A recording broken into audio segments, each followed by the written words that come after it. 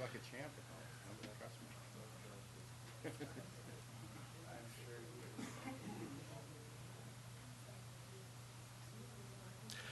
Good morning, everyone. I'd like to call the Board of Supervisors meeting of January 6, 2015 to order. I am going to be the new chairman this year, so bear with me. I might stumble through some of this, but we'll get through. First item on the agenda is the Pledge of Allegiance, and I would ask Jack Warnock to lead us in the pledge, please.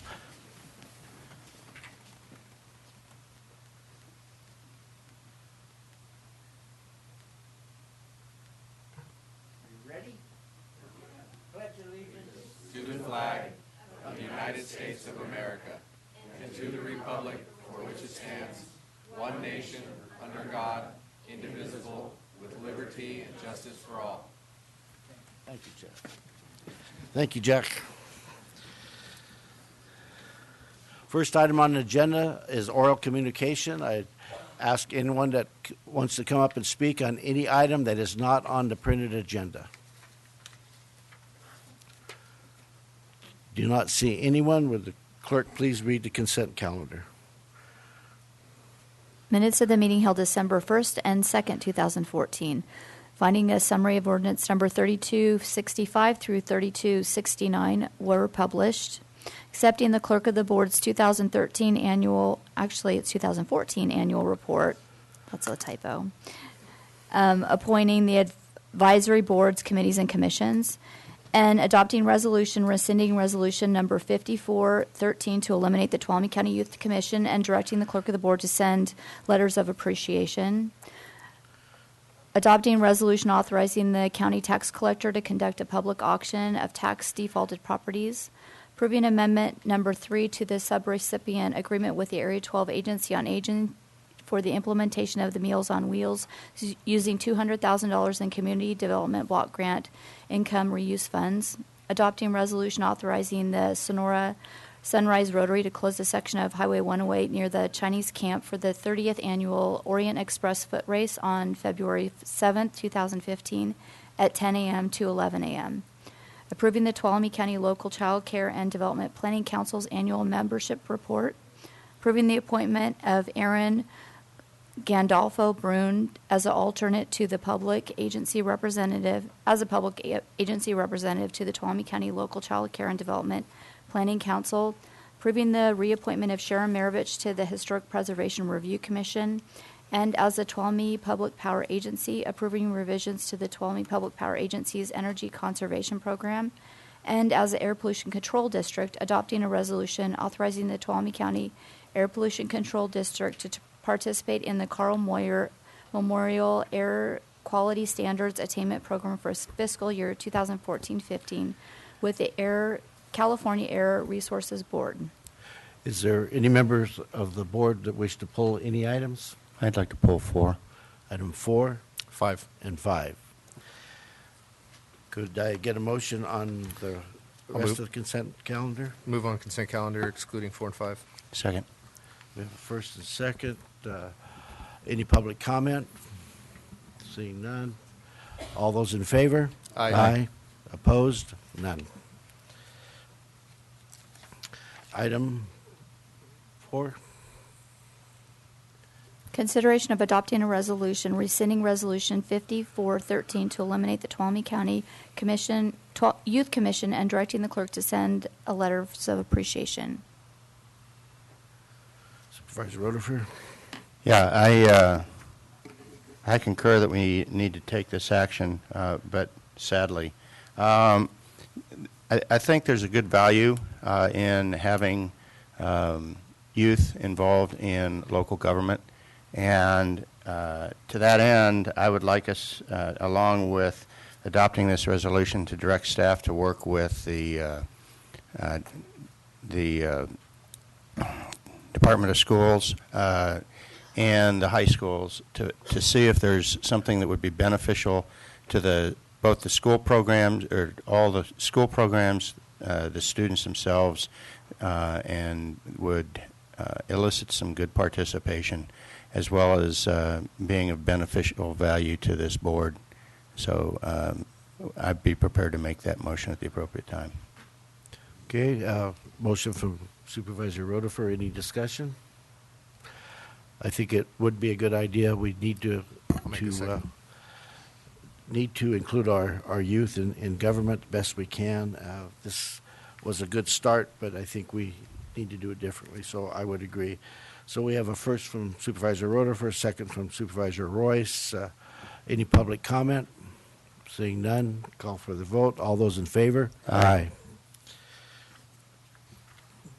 Item 5. Consideration of adopting a resolution authorizing the county tax collector to conduct a public auction of tax defaulted properties. Supervisor Royce. Yeah, due to Government Code Section 87-100, I would like to recuse myself. Okay. Thank you.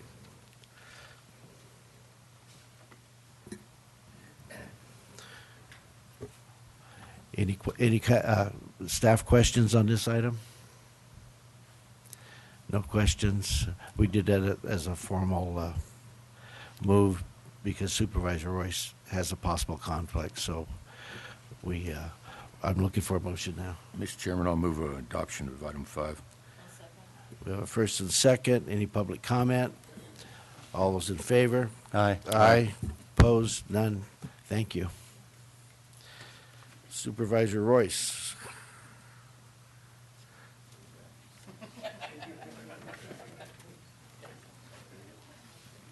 Don't ever let him out of your sight. Gotta watch that guy. Clerk, please read item 13. Consideration of approving a certificate of recognition honoring Jack Warnack on the occasion of his 100th birthday. Royce? Well, I read in here that you live in Jamestown, and I didn't know that. I thought you were a complete Twain Harte guy, but you're a Twain Harte Rotary guy, and you do amazing things for the community, Jack. And I had no clue that you were turning 100 years old.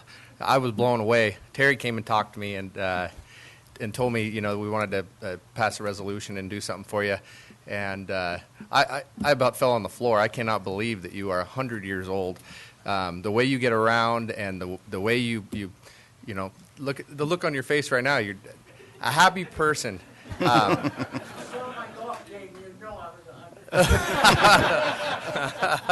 Are you shooting your age? Yeah, exactly. But in all seriousness, you are an inspiration to a lot of people, and the contributions that you've made through Rotary and to the community in general is absolutely remarkable. And as a Board of Supervisors, just say that we really, really appreciate that. Excellent role model and just like I said, a remarkable human being. So it's an honor to recognize you today, and thank you for everything once again. Okay, motion to go forward with Yeah, this? That'll be a motion, yeah. Okay, second. And we have first and second. Supervisor Handel. Yeah, I can't go without commenting, Jack, I hope you never start acting your age. Last year I saw this guy racing outhouses.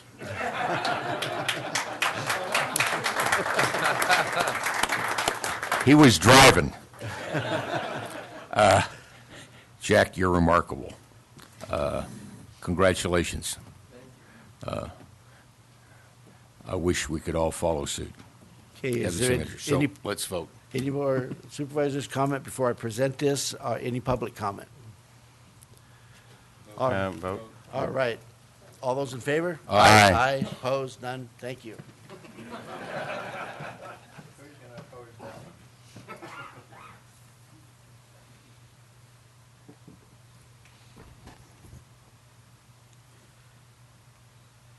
Okay, this certificate reads, in honor of Jack Warnick, the Board of Supervisors of Tuolumne County does hereby commend Jack Warnick upon his 100th birthday and wishes to recognize his enduring service to the citizens of Tuolumne County. Also to be celebrated are his sense of humor, civic pride, and dedication to family. Congratulations. Thank you, sir.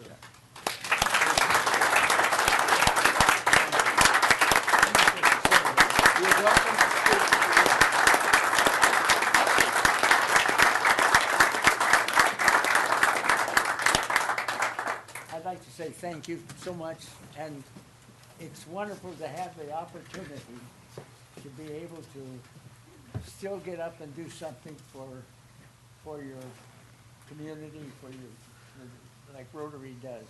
And I didn't join Rotary till I was 63 years old, and now I have 36 years of perfect attendance. And if I don't do so well this time on my third round as president, I'm going to try to go for the fourth one to see if I can't make it good out of it. But I really want to thank you, because everybody asks why, how, what are you doing to make it's keeping you living so long, and I blame it all on Rotary. I really do. Well, I really do, because we're doing something for our community, for our club. We're doing something for our community. We're doing something for the world, and we're doing it all the time. And I just think it's wonderful that we get a chance to do this at this age. And I remember when it was all men. When you were 50 or 60 years old, everybody retired, and I think having women in the club has saved Rotary for the future, and we are staying, and we are living longer, and we are doing more for the community. And anyway, I really appreciate and thank you for the opportunity.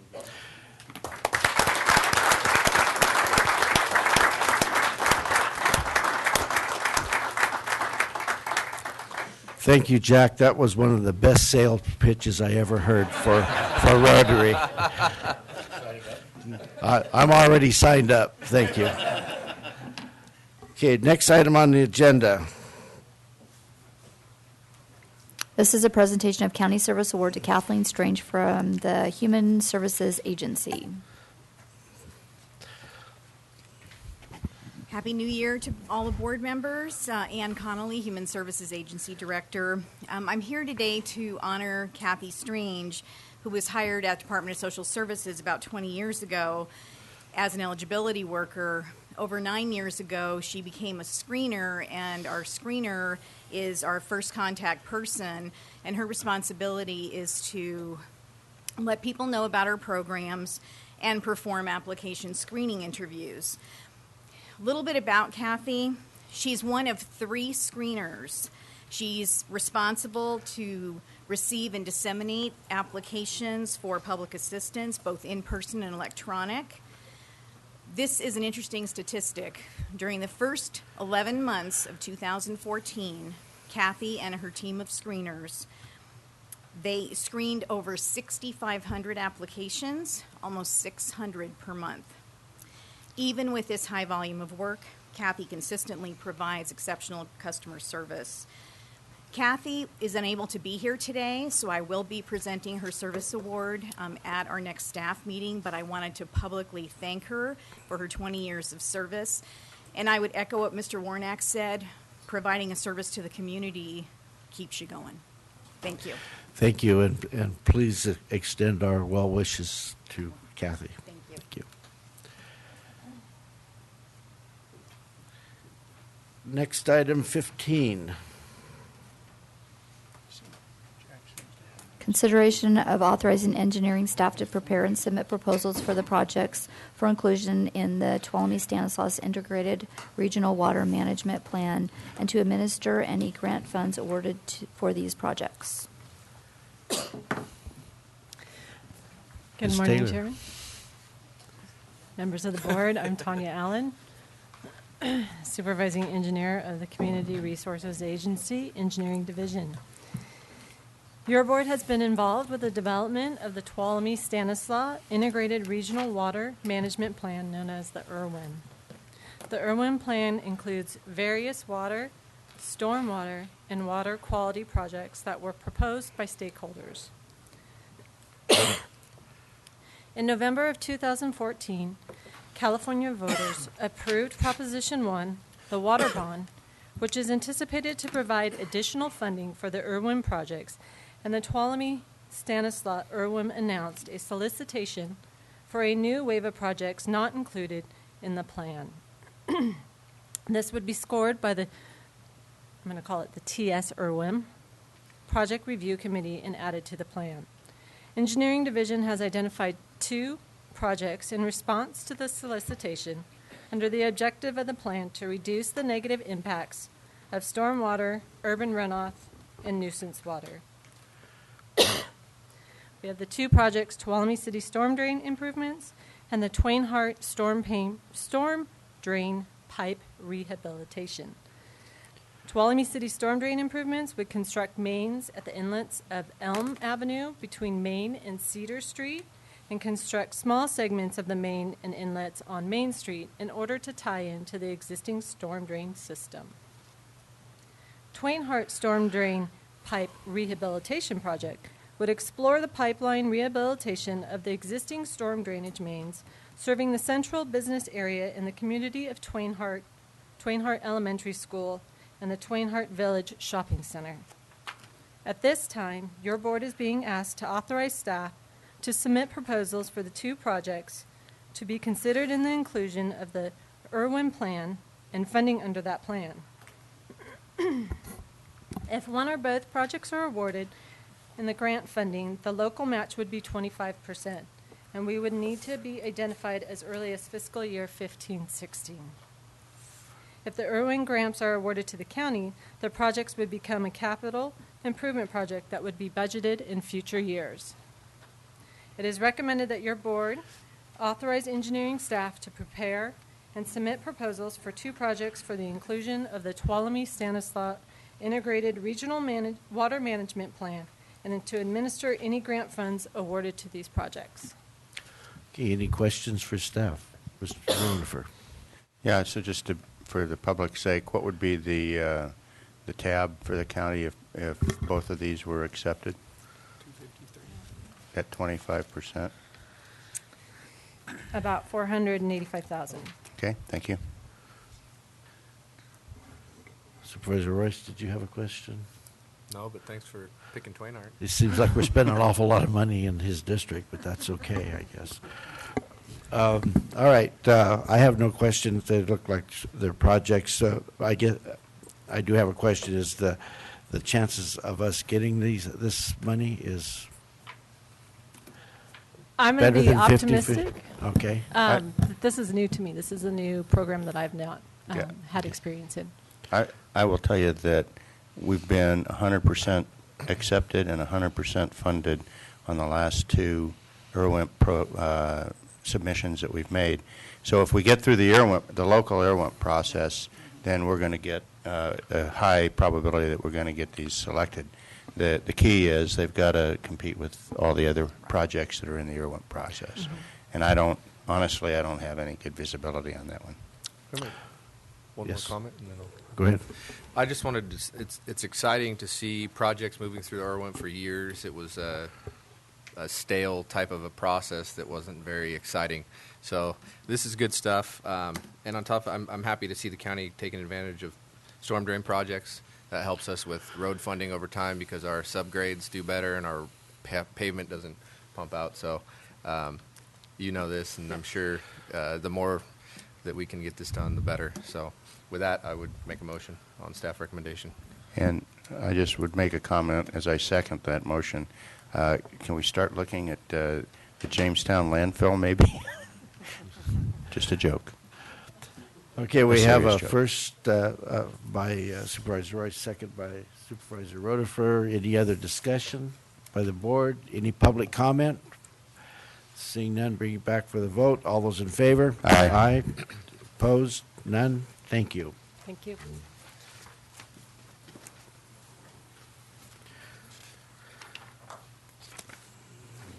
Next item.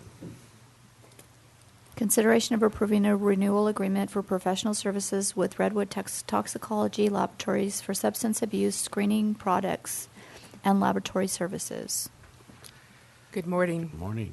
Mr. Chair, Chairman Gray. Good morning, members of the board. Adele Arnold, Chief Probation Officer.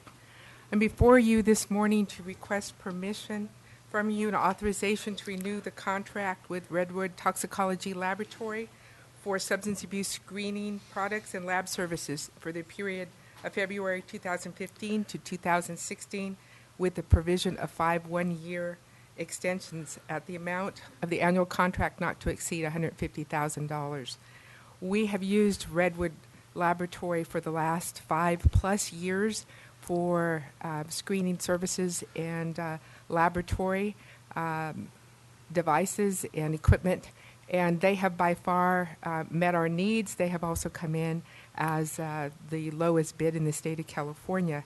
In addition, when we went out to renew the contract this year, they advised us that they were part of the National Joint Powers Alliance vendor contract for the state, and they would extend that contract to us. So that is a good situation for Tuolumne County. As you may know, probation provides all of the substance abuse testing and laboratory services for the county. We do the lab testing for the courts as well as the Human Services Department. So this is going to help us maintain our cost. And again, the money is already budgeted in our budget. Next year, if the costs were to arise, we could go out and negotiate. So at this time, I'm requesting that you renew this contract for the fiscal year with the extension approvals. Questions? Supervisor Royce. Is this basically drug testing? Drug testing and laboratory services for confirmation, Okay. yes. Supervisor Hanveld. Just curious, we're basically signing a contract not to exceed $150,000 a year. Yes. And it's renewable. How much are we spending? We're spending very close to that, in excess of $100,000. We do receive some money back from Human Services Agency that helps go into that budget to offset that cost. Are we basically testing people on probation? On probation in the drug dependency court, and again, that is offset by a contract with the HSA department. But yes, Prop 109, AB 109, we provide some money into that budget also for that. So it's a conglomerate cost. Okay, thank you.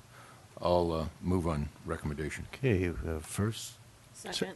Second by Supervisor Brennan. Any public comment? All those in favor? Aye. Opposed? None? Thank you. Thank you.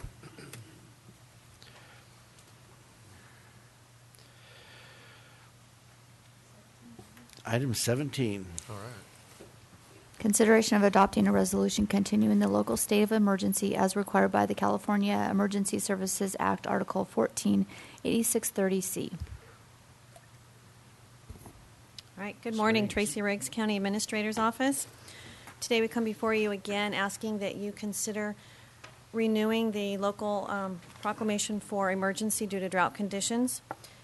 Since we last spoke with you and reviewed this on December 16th, we have had, we did have a meeting yesterday with our Well Assistance Committee. That is going well. It's exciting to say that we've actually installed some tanks and delivered water to those who had tanks but that their wells were dry. So it's an exciting. Shelley Hans, who is the director for Attica, her goal was to have some water deliveries made before Christmas, and on Christmas Eve they were delivering water to people. So it's very exciting. Also, Jeff Mankey is the contractor that they have selected to oversee their project, and we have had nothing but compliments for Jeff and his work. So they're doing an excellent job, and we continue to receive some new referrals, and Robert Koslevy, our environmental health director, continues to go to homes, personally speaking with each of those homeowners, and then we work to get them referred over to Attica. So with that being said today, and asking you to review the need to renew this emergency declaration, we've asked several of our general managers from local water agencies to come and provide their current status and outlook of where we're at. So with that being said, we have Tom Seja and Lisa with Tuolumne Utilities District, Tom Trott with Twain Harte Community Services District, and Pete Campa with Lake Don Pedro Community Services District. And we'll start with TUD. They have a presentation that they would like to give you and answer any questions you may have. Thank you. Let's see if we can get this to work this time.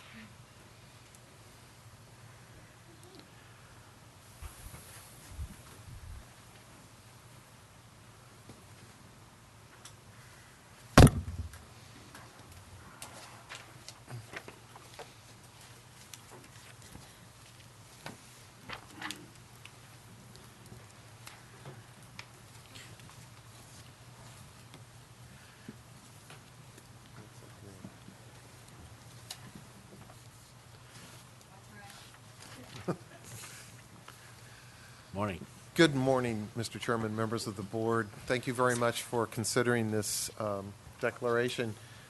What I plan on doing is giving you a brief overview of what we see so far, some changes we've made to operations to help our customers have a better year than last year, and try to give you some information that we're seeing with regard to weather forecasting. So first one, how are we doing on rain? We're doing much better than last year. We've accumulated a little over about 10 inches, just a little bit less. You can see from the graph, the dark bar is the 2014-15 year. Compared to last year, we're doing quite well. And yes, for average this month, December, we did well, but we'll see how January rolls out. And then, of course, we all know that snow's our big issue.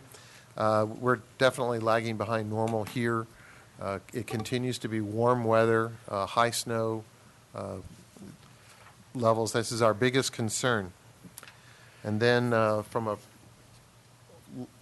outlook from the next 6 to 10 days, this has recently changed. This was looking more optimistic, but now with the weather patterns that are setting in, there seems to be a small ridge of high pressure setting up, and doesn't look like we're going to get anything significant for the next basically almost 2 weeks. And then if you look at a longer range, it still continues to look possible for January to become wet, although our latest information would indicate this is overly optimistic at this time. But if you compare this year to last year, nice little visual on the snowpack. We look a lot better, although it's still not normal. We are doing better than we have been. So we made some changes in operations with PG&E, and I think this is probably one of the better takeaways for the day. We held some water higher up in Pinecrest. You can see that we currently have about 8,300 acre-feet up there. Average is about 6,700, and last year we were at 3,400. Our key issue last year was concern for both Pinecrest and Lyons to fill and spill, and we've been making steps to do our best to ensure that, even if we receive the small amount of rainfall and snowpack that we had last year, because that's our goal, to get both of these to fill and spill. But if you were to go to Pinecrest, like I did on Sunday, it doesn't look all that good. There's two things I see in this picture. Obviously, a lot of not a very full reservoir, but in the background you see very little snow. There was only really snow in the shady areas there. But getting back to predictions from a long-range point of view, the January through March prediction is still looking positive. For us, as long as we're least received normal from this point out, we'll do fine. But remember that the state of California has its own conservation requirements, and in order for us to be a water purveyor, all of us will have to follow those. And then from a drought perspective, National Drought Center, they're predicting for us the state to improve a little bit, but the drought still remains. So that's the action we have taken, and will continue to assume that we're going to have another below average rainfall year. And our customers continue to conserve. On average, we're down about 26%, and I believe there was a recent poll on the internet in our community stated that over 80% of them are continuing to conserve. So our community definitely is continuing to do its part, and now I'm ready. Any questions? I do. Go ahead, Supervisor. Just some thoughts here, not directly related to you guys as an agency, but just how the drought affects us in general. And actually, it's related to the water table and thinking about how some things affect that, and just long-term on a policy level. I've always had the perspective that having developments hook up to sewer versus septic is better, both environmentally and it's just better. But I have a question. How much do you think conserving water, for one, by not irrigating, and then people not using water and putting it into their septics and so forth, and then also reservoirs not being full, all those things, I would say, just kind of a common sense type perspective, contribute to the water table being less full, especially year over year. Do you know, is there any information that we could find on that, or is there any sources that would, I don't know if there's ever been studies or if there's any kind of information, but it just seems like we're not putting as much water back into the ground as we would have otherwise, and the fact that we're dependent on that makes it something to be interested in, I would say. Well, do I know I'm going to be short, but kind of long, but no, I do not know of a specific area but with our fractured rock, I'm going to kind of fault to your commonsensical point of view is that if we're not allowing water to move around and percolate into the ground, I would think that would have an impact somewhere. Now, where that's going to be, I think that's the big question. And your comment about wastewater, I'll remind everyone that this county is awesome because we recycle 100% of all the wastewater we treat. So in a The sense, effluent? Yeah. Yeah, but that's usually for agricultural irrigation, right? But it is irrigation. Yeah. So, I mean, some of it does probably percolate back into the groundwater, but Not a lot of very it far. through irrigating, I was Yep. thinking you get a lot of evaporation Oh, too. But, But that's essentially a demand offset. yeah. If they weren't using that couple thousand acre feet, then that industry would want surface water. Yeah. I guess my only kind of point, I'm just curious, as Paul, we're looking at our general plan right now and updating that, and we're talking about a water element, and I haven't really had an opportunity to put input into that. I know it's been going through committee processes, but just something that's interesting to think about is the groundwater and how different things affect that. And I know, I would say reservoirs and storing water probably affects that more because you've got huge areas that are constantly percolating into the ground instead of just running away. But food for thought. So it's also the back pressure on it.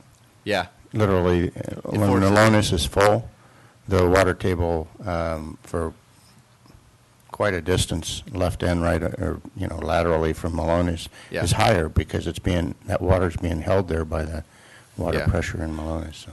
I'm sure snowpack has a lot to do with it as well because the higher, elevation water that gets pressurized in the rock makes an impact. That was my question, Tom, is this 30% wetter doesn't necessarily talk about snow. It just says that the precipitation will come, and as we all know, if it comes in the form of rain, it either gets absorbed or runs off immediately. It doesn't get stored in that. Is there any forecast on what kind of wetter that's going to be? Or? Unfortunately, great subject, very accurate. The snowpack is our largest reservoir. End of spill of our reservoirs is a key, and the current predictions are warmer than normal. You mentioned the state mandates on water use. That's still at 20%? Yes. Okay, so we can anticipate TUD to implement a 20%. We already have adopted the state-required 20% voluntary, and it really focuses on restriction of outdoor water use. Okay. It wouldn't surprise me if the state took some additional steps as we get closer to the summer because the bad thing is our reservoirs are small. The good thing, our reservoirs are small and we're used to living on them, and getting ours to fill and spill could place us in a position where our community actually is the reverse of what it was last year. Second question, then I'll get the supervisor order for it. As far as the treatment of your effluent, your sewer water with less input of water, does that create a problem for you? It only not in the treatment itself, only in the respect of our deliveries. That we have to cut back the deliveries to our customers. Last year was the first year since the history of that system that we actually had to put our customers on a schedule, similar to what they might see in the valley from an irrigation schedule. Normally they were allowed to take water whenever they wanted because we had abundance. We'll be meeting with them again here probably in a couple of months to start talking about what it looks like, how we might want to do a schedule. We basically sit down with our users and come up with a program that works for them. Okay. Carl? Yeah, I happened to read on my mother lode this morning that there's a statewide conservation data coming out, I guess later today. We're going to look really good, but there are some coastal counties, communities that are not going to look real good at all. Do you have any idea what the fallout of that might be?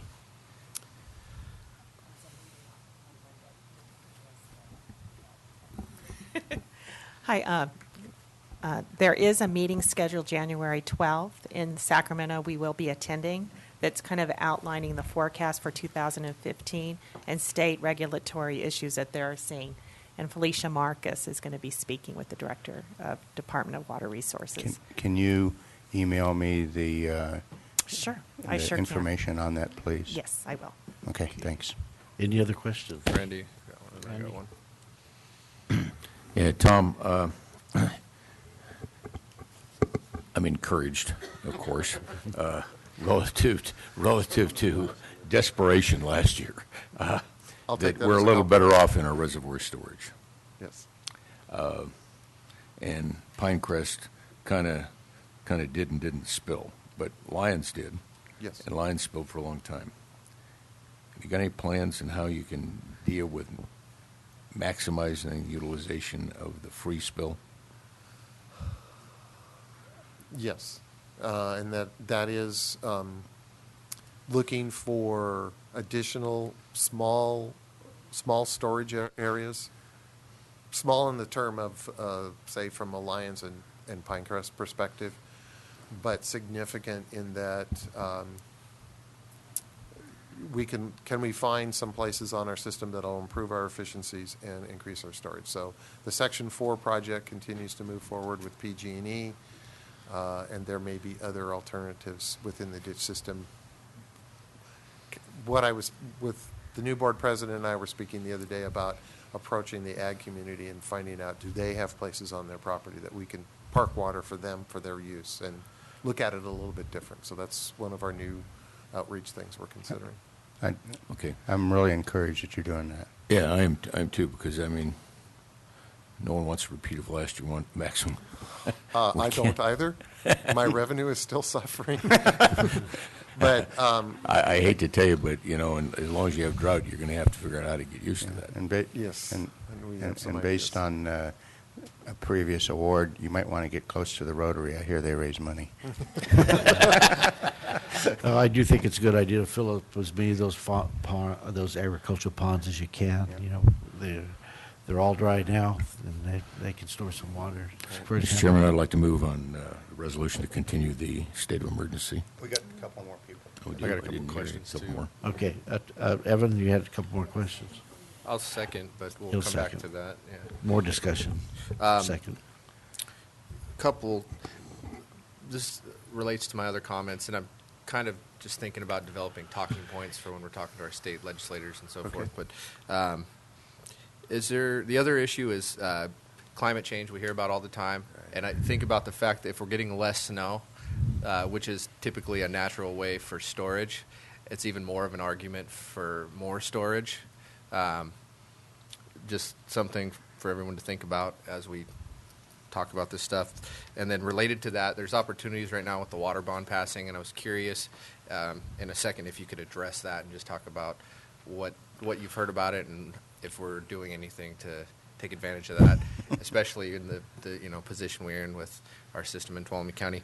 And then you mentioned statewide conservation still in effect. I was curious if you have a percentage that the state's actually achieving. I know in the past they've been pretty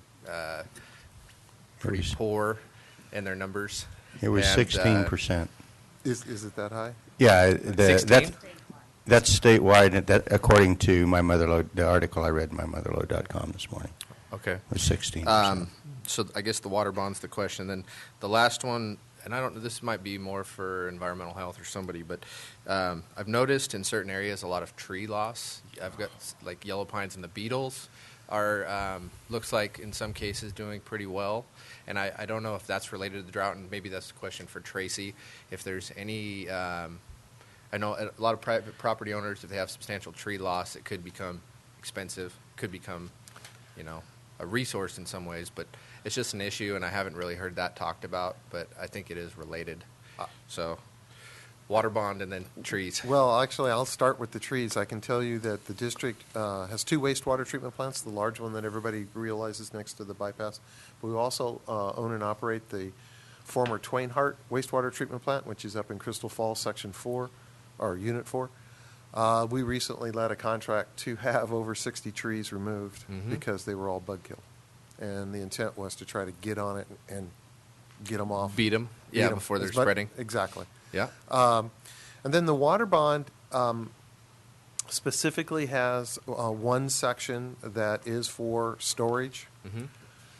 From what little I know so far, that probably will be focused on 2 larger statewide projects. Yeah.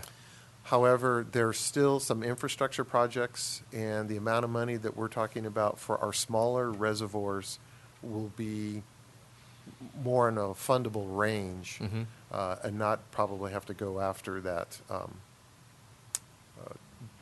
storage water, but you'll go after it more from an infrastructure.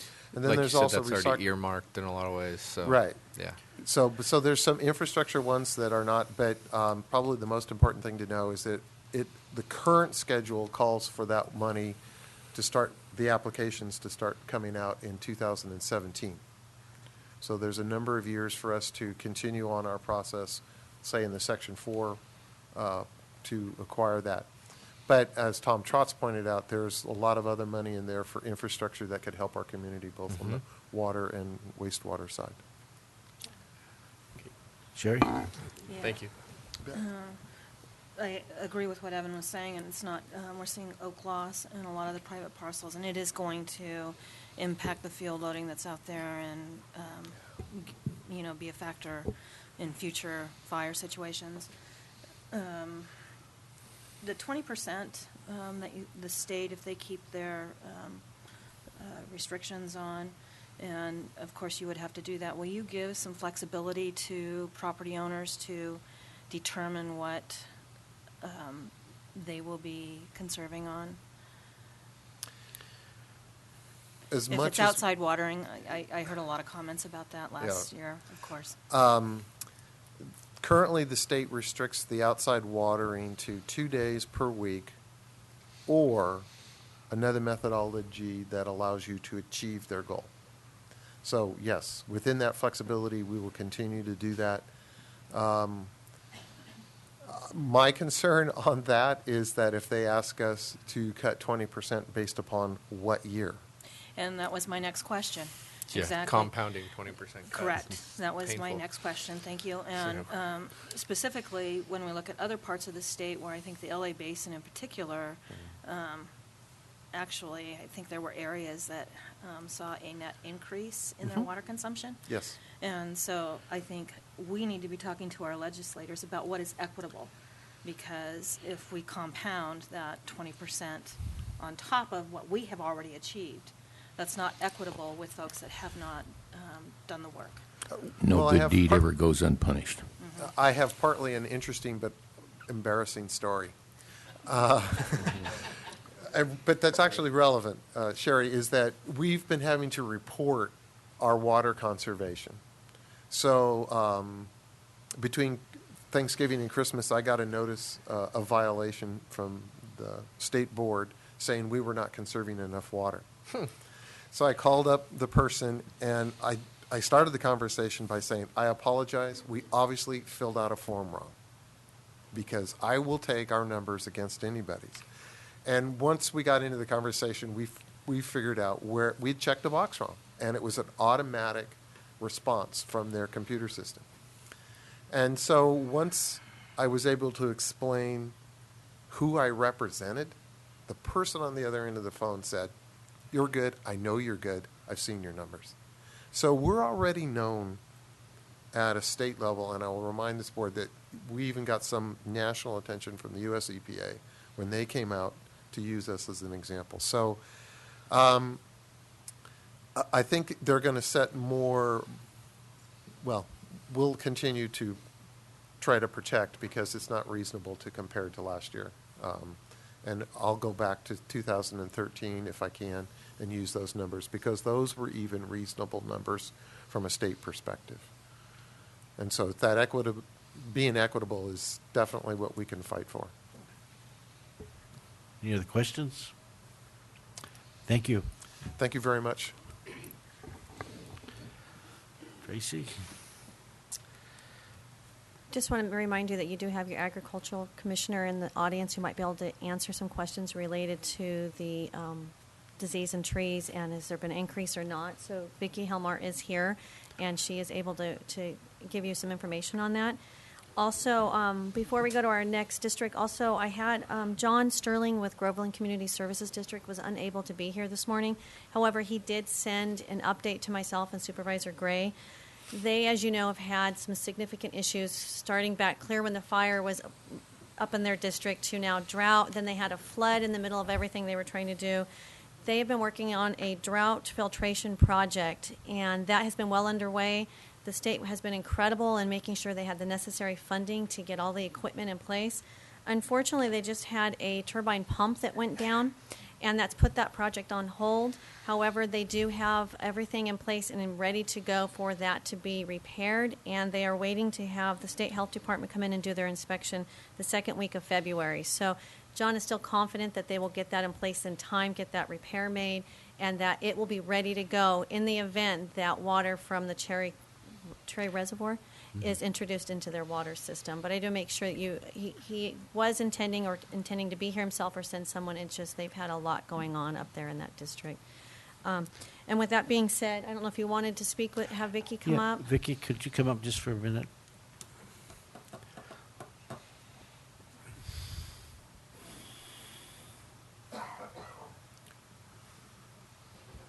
Supervisor Royce's question about the trees, and I do have the same question because I am noticing at the lower elevation of the Ponderosa pine really starting to die off. So is there any programs available out there that could help with? Vicki Helmar, Agricultural Commissioner. At this point in time, there are no programs out there to help with our reduction of live trees out there. We are going to continue to see trees die off when we have a severe drought like we have now. It's not just the lack of water, but it's the stress to the trees. Mm-hmm. And once you have those trees stressed, you will be able to, insects, diseases will all be able to prey on those trees better. So we can expect with having such a severe drought year last year, and right now water looks good, but it's not going to be enough to make up what we've lost over the last 3 years. We are going to continue to see trees die in not only our foothill locations, but in our mountain locations. The bark beetle is particularly bad this year because of the stress of the trees because of lack of water.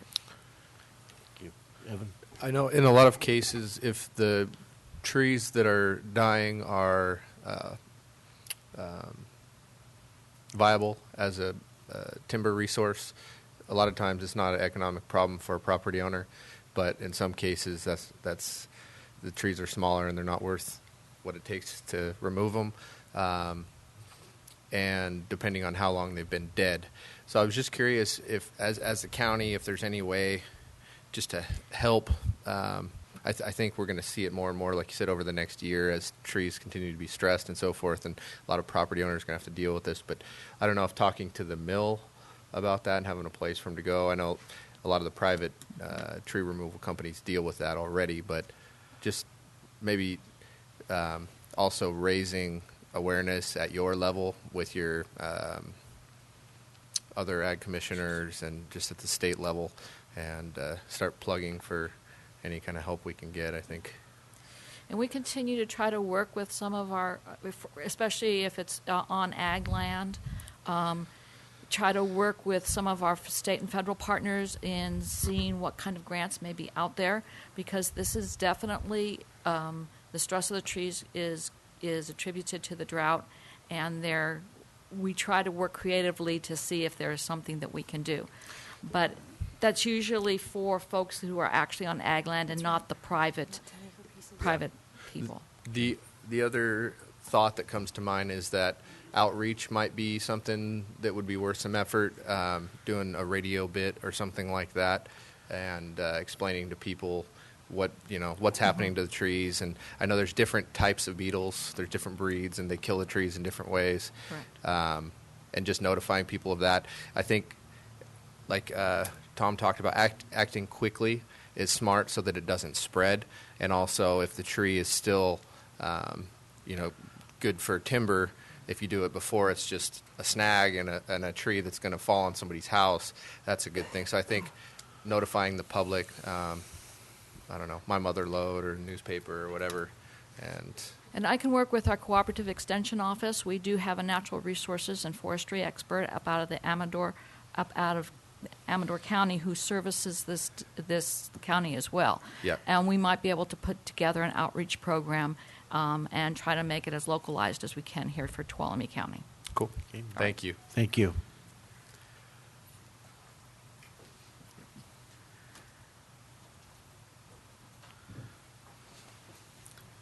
Good morning. Tom Trott with Twain Harte Community Services District. Much has been said, so I'll keep it brief.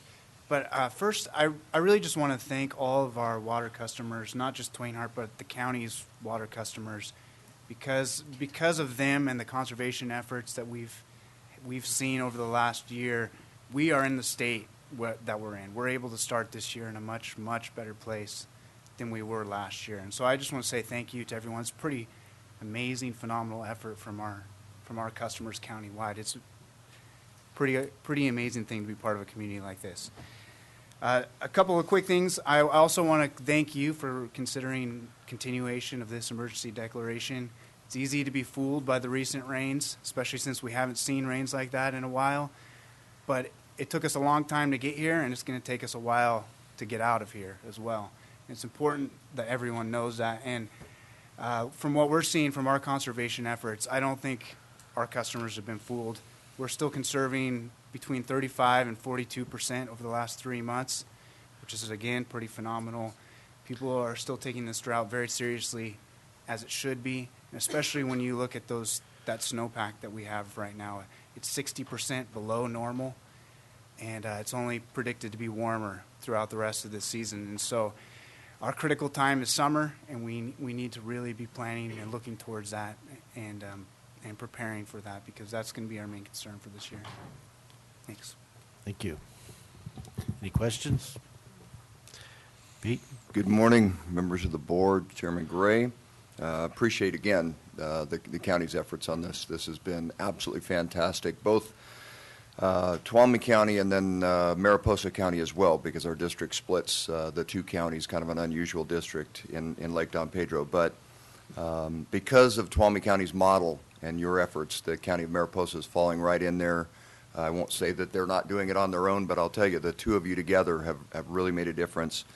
A couple of things that do support your action today, absolutely no doubt in Don Pedro, is that lake elevation, and I have something to give you, but you don't need to be bothered with it. It's a take-home, just to keep you updated on what's going on.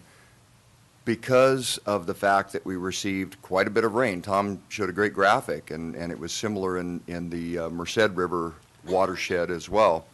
There was quite a bit of rain, but that did not show up very quickly in the reservoir, and also the snowpack is relatively light. So the good thing about the rain is that the lake elevation has only dropped 2 feet in the last 3 weeks. It's not coming up. It's only dropped 2 feet. It was predicted to drop about 10. So we have kept a little bit of extra water in the reservoir. Unfortunately, as of the last couple days, because everything is so dry now, again, we're dropping a foot about every 3 days. So the end of March still looks like a reasonable time to be very, very concerned about the water supply in Don Pedro. Not that we're not concerned today, but I'm talking out of water supply. The other thing to consider is the fact that if it is held up in snow, between the end of March and when we start to really see that flow, that could be the big problem. We could really feel like we're doing great and have more snow, but if that doesn't show up in the reservoir between March and May, we could have a real problem there as well. We have done quite a bit in Don Pedro to make sure that we keep the water supply around. One thing, in October, when I started down there were months where we were losing 60% of our water supply that we were pumping out of Lake McClure. Most of that in the raw water transmission system that was old and leaky. The rest of it was within the distribution system that was new and leaky. By new, I mean put in the 60s, 70s, but put in improperly.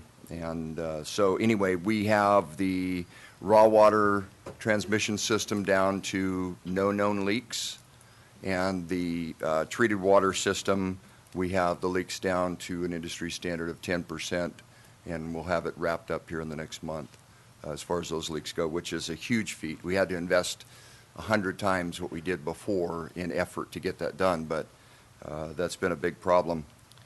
We are moving forward on a number of projects.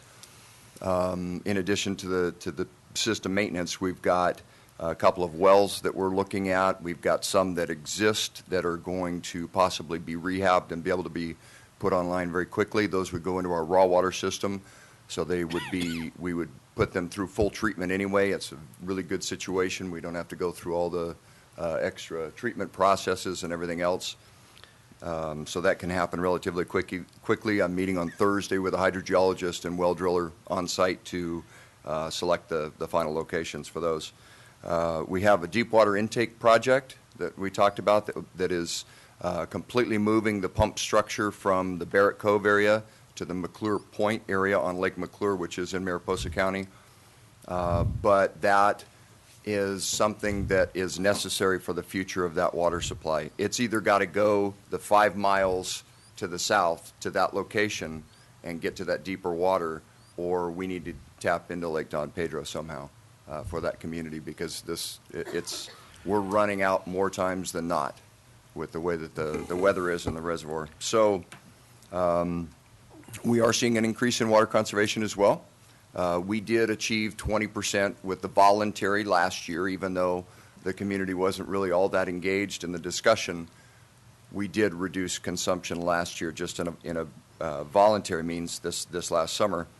And we are at 30%, and our customers are actually getting it and coming in and getting information and doing improvements on their property, and have had really, really good feedback so far. Okay, any questions? I do have a couple. Are they still drawing down McClure for fish flow? Yes. Okay. 150 cubic feet per second.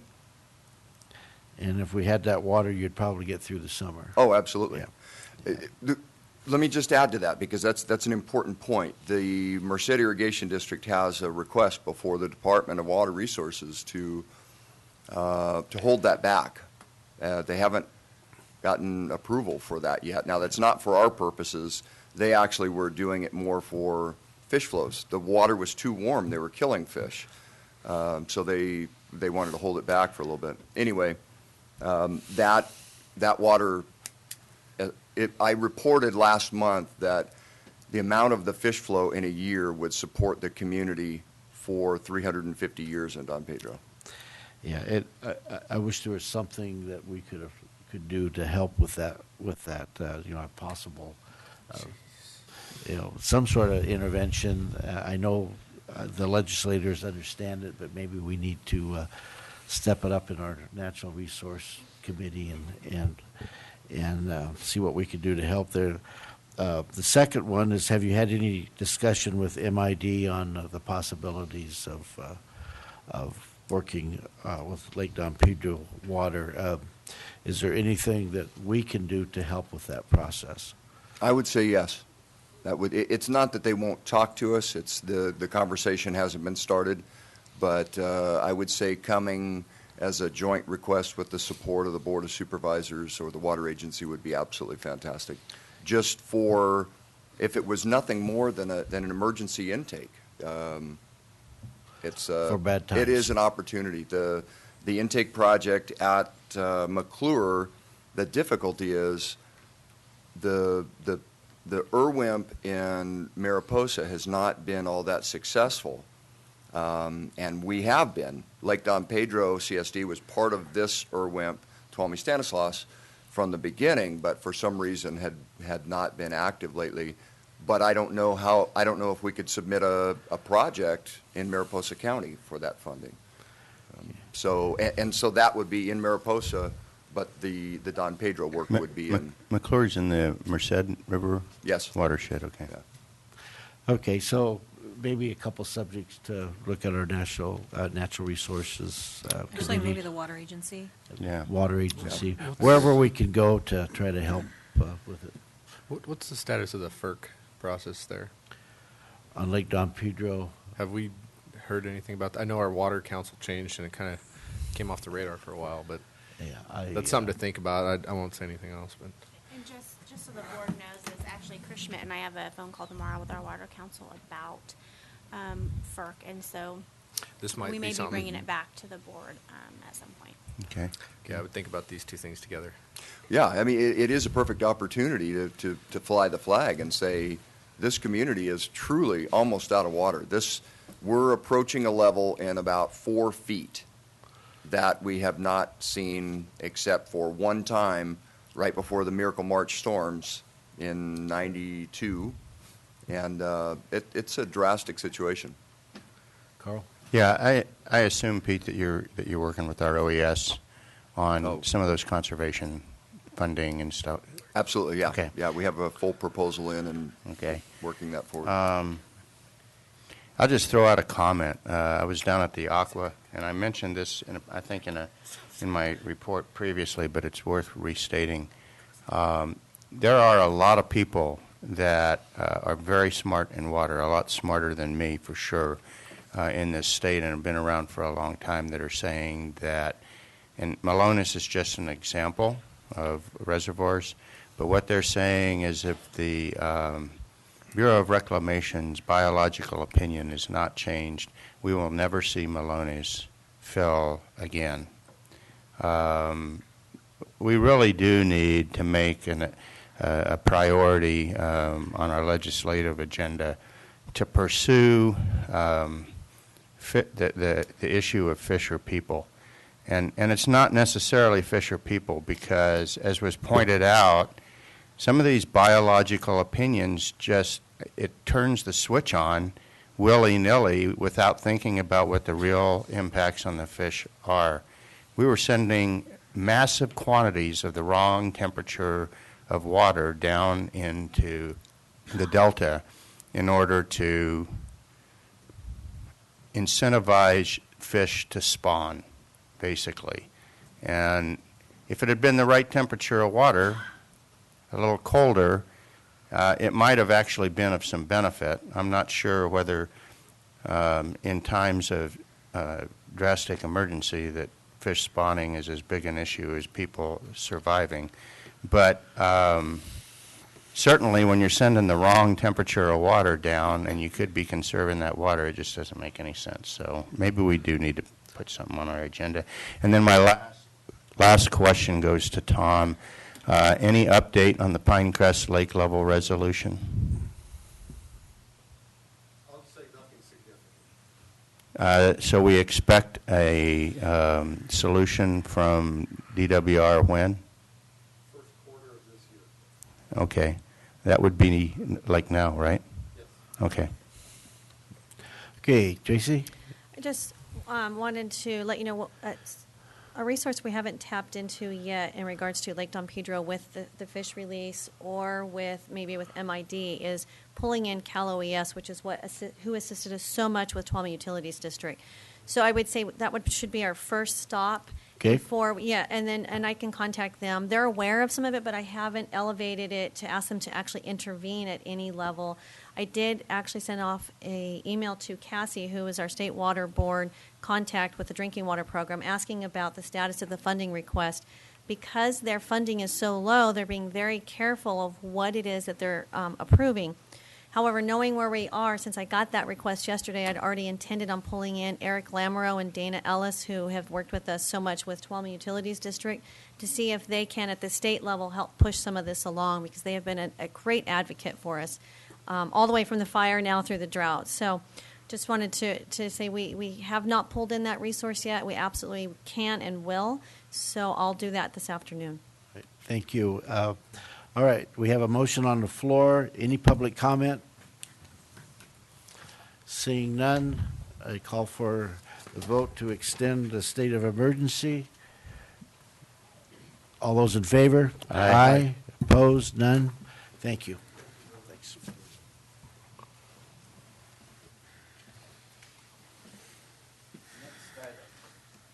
Next item. Number 18 is consideration of approving plans and specifications for the Mother Lode Regional Juvenile Detention Facility project and authorizing a call for bids due at 12:30 p.m. in the board chambers on February 19th, 2015.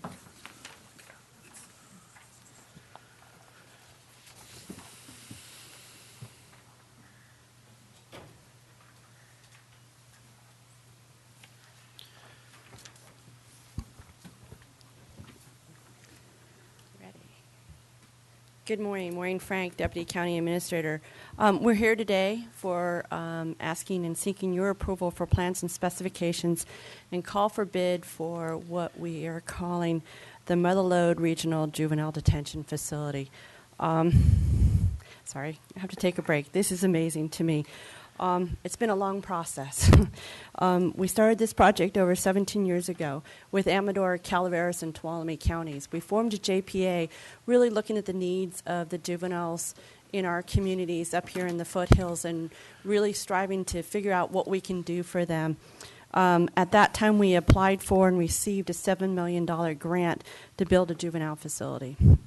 After lots of meetings and working with our architects, we were getting really close to it, but because of a building site relocation issue, the project had to be abandoned. But that didn't mean that our goal and our dream of building a juvenile facility went away.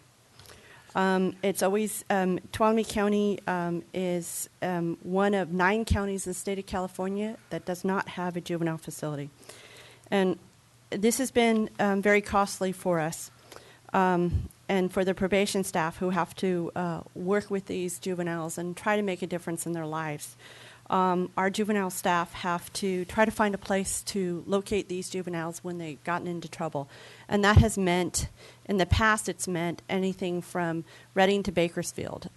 We've worked closely and have some opportunities closer in hand from, right now, it's usually Yolo or Nevada counties. But these juveniles have to be transported back and forth from the facilities in regards to coming back for court appearances or working on different things. We've never given up hope over these last couple of years in building a facility. And an opportunity presented itself with SB 81. Youthful Offender Rehabilitative Facility Grant came about. In 2009, Tuolumne County applied for and was awarded $16 million to fund and construct what we're calling the Mother Lode Regional Juvenile Detention Facility. Over the past couple of years, people ask myself, they ask Adele and others in the community, why do we need to build a juvenile facility? You're just going to warehouse youth. And I totally disagree with them. The staff of probation totally disagree with them. It's an opportunity. It's another tool in that toolbox. We want to make a difference in these kids' life, and there are kids, and we don't want to send them out of the community. It's an opportunity to work with these troubled kids and families while they're here locally instead of waiting for them to come back to the county, and then we're able to start services. It's an opportunity for us to really do some hands-on case management and work not only with the kids, but with their families and really making a difference in their lives. It's an opportunity for breaking that cycle. And hopefully, one of the other projects that we're taking on and working on is a jail. And hopefully, with this juvenile facility, with the case management, with providing the probation staff another tool, we're breaking that cycle so they don't get into the criminal justice system. So that brings us to today. Before you, we're seeking approval for plans and specifications for a juvenile facility. This facility is roughly 24,630 square feet. It'll initially consist of 30 beds. It will consist of, as far as if you take the components of the facility, it will be one housing unit, classrooms, a day room, an indoor, if you will, exercise play area. It will have processing, holding cells, vehicle sally ports. We'll have laundry, kitchen facility, and a maintenance area. A copy of the plans have been filed with the clerk of the board. There are no bid alternates associated with this project. If we go forward with this, we estimate that from the notice of completion, it will take us roughly 14 months to complete. The project is contained in your county capital budget, and the engineer's estimate for this project is $14 million. If we move forward today with this, the schedule looks as though, as we mentioned, bids are due February 19th. A conditional board approval will come back with you with the bids with conditional approval on March 17th. And then everything gets sent to the state because it's their money. So we expect a month for the Department of Finance to approve it. We will issue a notice to proceed on April 18th with construction completing June 20th, 2016, and with the facility being occupied August 20th of 2016. I would like to take this opportunity before discussion on this item to thank a lot of staff on behalf of the probation staff and on behalf of the county administrator's office. There's a lot of people that went into this to get us to this point. The biggest thank goes out to your Board of Supervisors and to Craig. We really thank you so much for your support standing behind us. But besides that, Marilyn Fitzsimmons, Brian Bell, Doug Oliver, Beatrice Sardina, Stephen Gregory, Debbie Batista, and Duke York have all been champions behind this. And anytime I called them and asked them for things, they were very gracious with their time and their expertise in helping us put everything together. And I just really thank them a lot because has not been an easy process for us. The state has been very gracious in their funding, but have made it difficult to get to this point. But we're willing to persevere. Today before you, we're recommending plans and specifications for the Mother Lode Regional Juvenile Detention Facility and authorizing a call for bids due at 12:30 in the board chambers on February 19th, 2015. And besides myself, Adele Arnold, your probation chief, and Sean Strollman from Vanner, who's going to be your construction manager, are here to answer any questions you may have. Okay. Before I have any questions, I want to step out for a second. Are you going to grab them? Okay. What you doing, getting a juvenile? People need to see this stack of paper. Oh. Yeah, I'll get you need a crane. So this is. That's what we're approving? That's what we all read, right? You guys understand all the specs? Absolutely. This is. This is for, I want the public to see what staff has been working on for all these years. It's a tremendous amount of work, Mo, and you and your staff and everybody involved should be commended for this. I did take the opportunity to look at the elevations and the floor plans the other day. So anyway, public, this is $14 million worth of work right here. Supervisor Rotifer? Yeah, just some questions. First of all, and I'll defer to Adele, but you covered a lot of things of why we need a juvenile detention facility. One of the things that you didn't mention is when we do send them off to another county, okay, depending on where we send them, we try to send them to the best places, obviously, but we have to send them where there's vacancies. And depending on where we send them, we have to undo some bad influences that they pick up somewhere else where we don't have control over them. And before I go on with my questions, and I do have questions, I'd like Adele to have an opportunity to maybe speak to that point. Good morning again. Adele Arnold, Chief Probation Officer. 2015 is going to be awesome for us. I am so excited. And yes, you are absolutely right. We are fortunate right now in that we have a contract for our youth in Nevada County.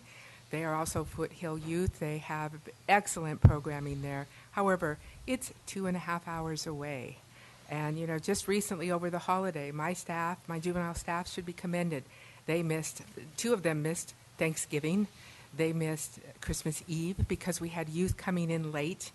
You know, we have no control over, nor does law enforcement, when a violation occurs that requires a youth to be removed from the community. They're brought to our facility, to our probation department.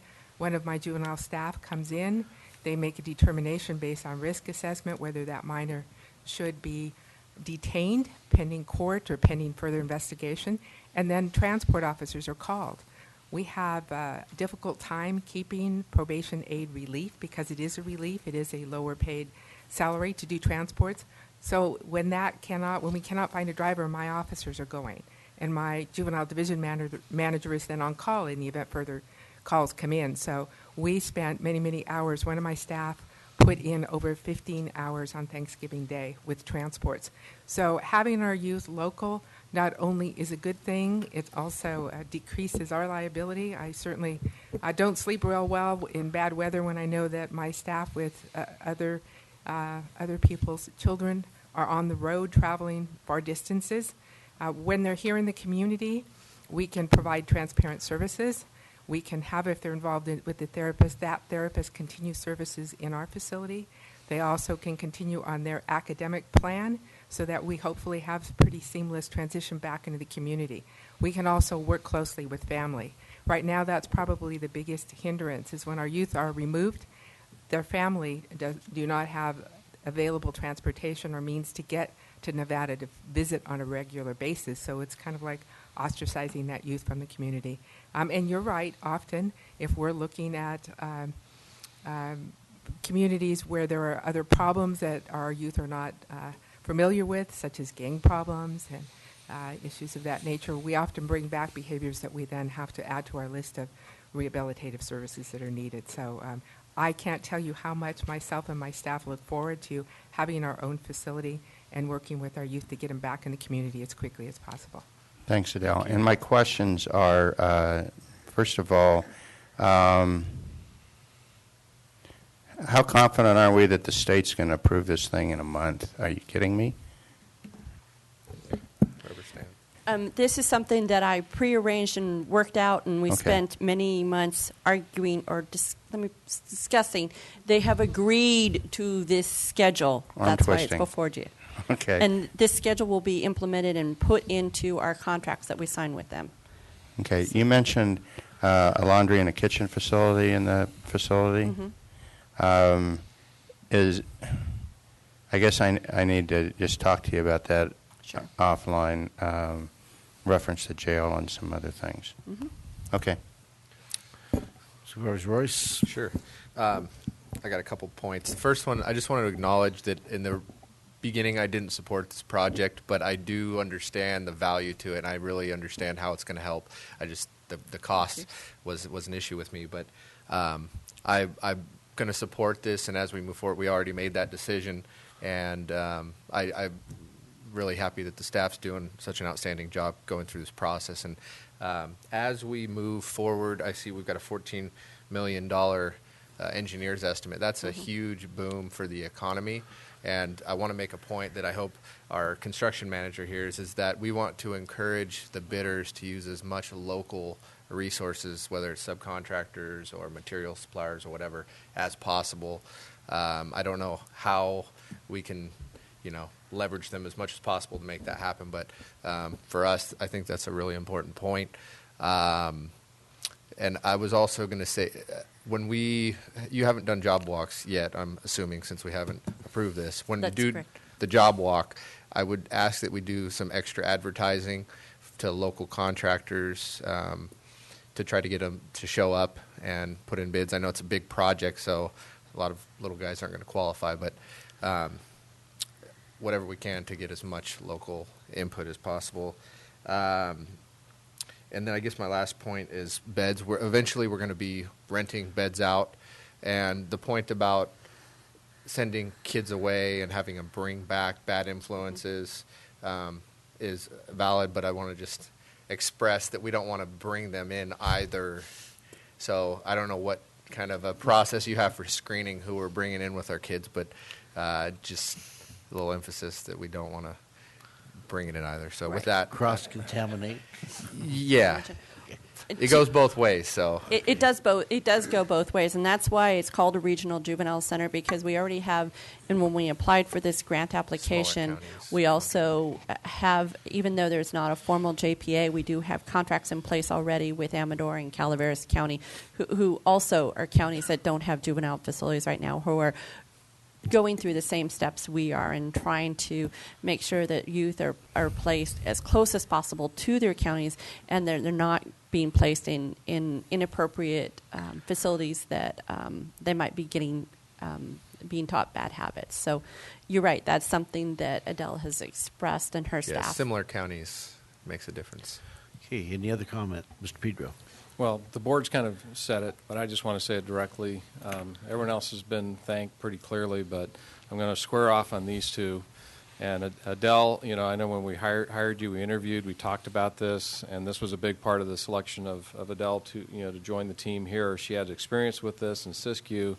She has a vision for it, a passion for it, and she's been invaluable, and we look forward to having her here. That's a big part of why you're here, and I know you believe in it, and you're all in.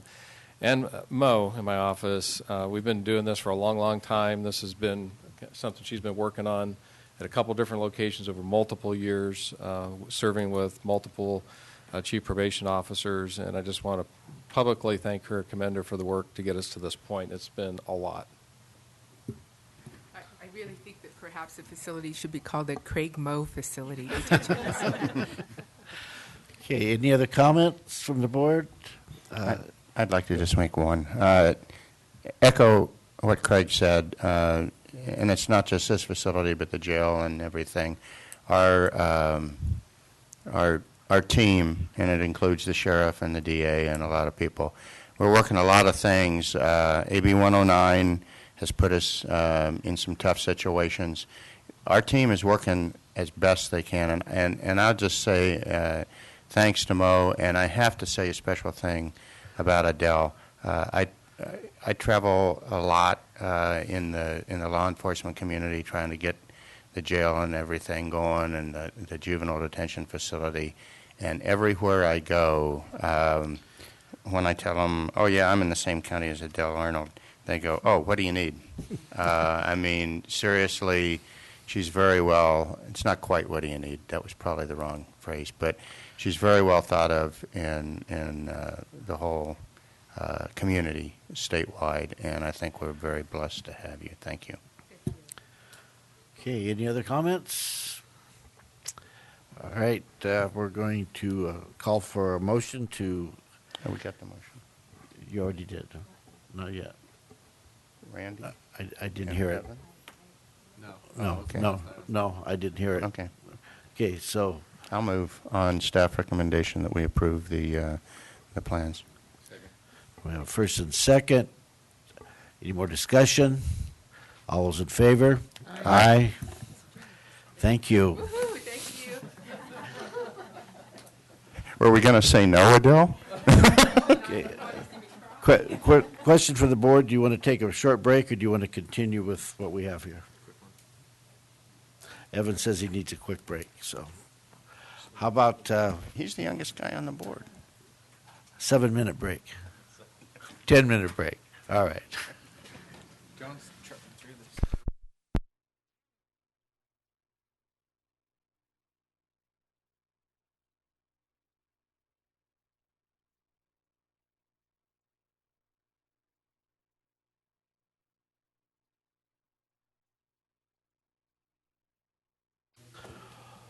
All right. I'd like to call the meeting back to order. Next item, please. Number 19.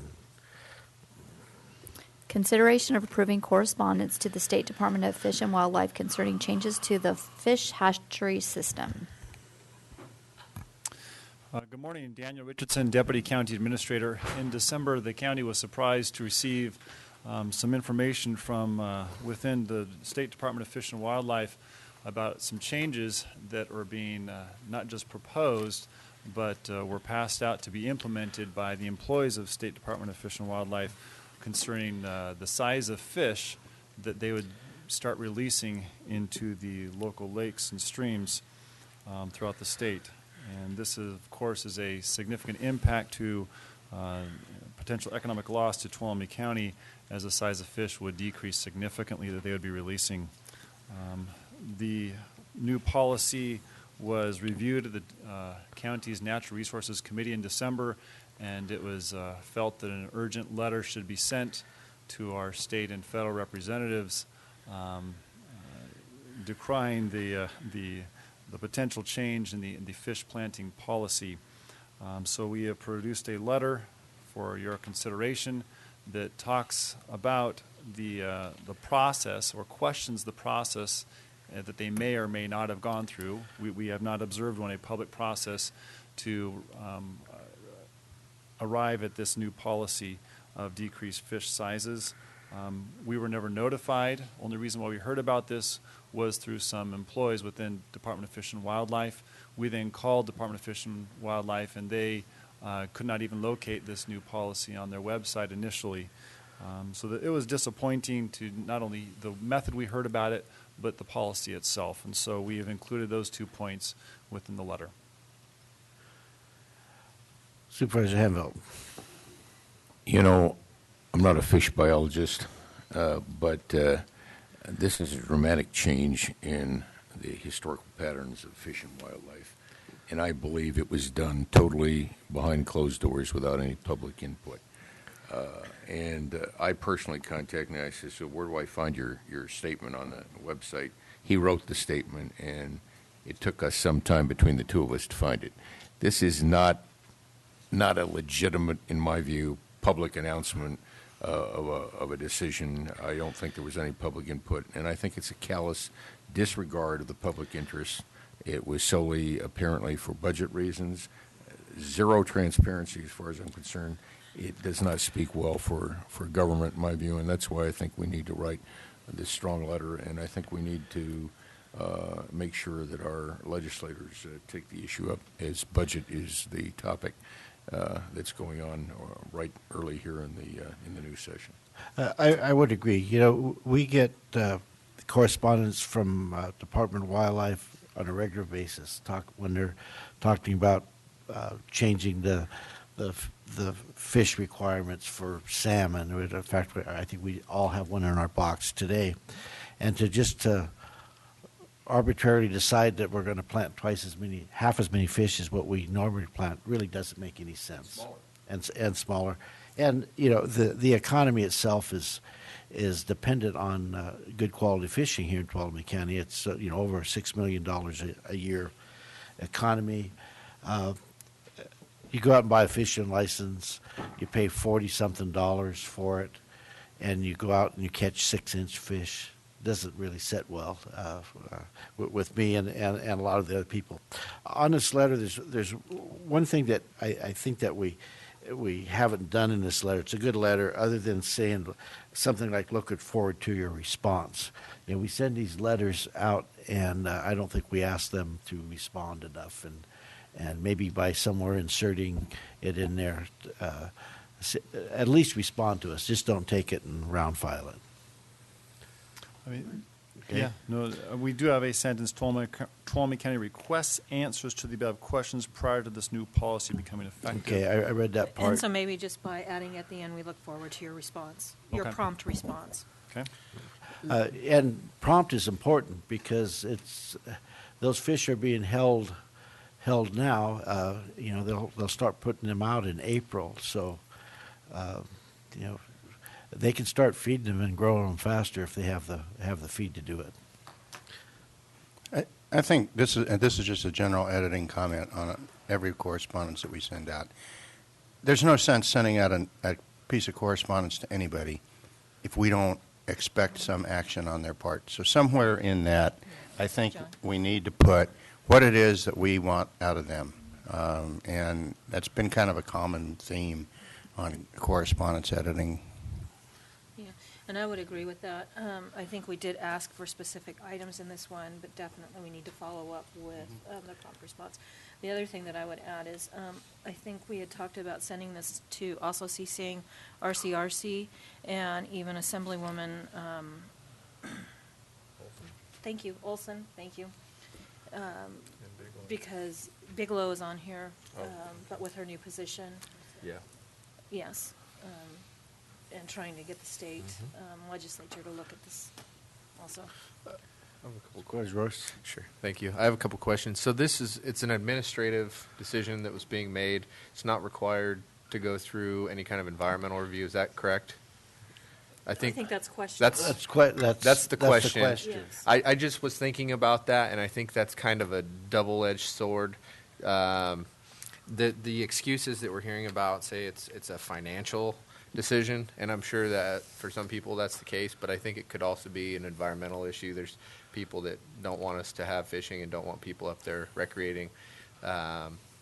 So I think requiring an environmental, it's kind of like timber harvest and An economic analysis. yeah, it's just it's a tricky deal, but I don't know. It makes me think twice. That's all.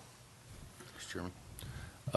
Well, the letter does refer to an EIR, including socioeconomic impacts, and it does ask for public hearings, and it does ask that the decision be reversed pending those public hearings. But here's a point that I find very interesting. If you follow the news and with the state now seems to have excess money, and this is a budget thing.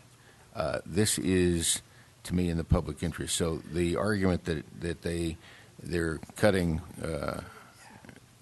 costs here, this is the wrong place to cut. Well, they made the decision before the budget is approved. Before they knew what they had. Right. I don't know.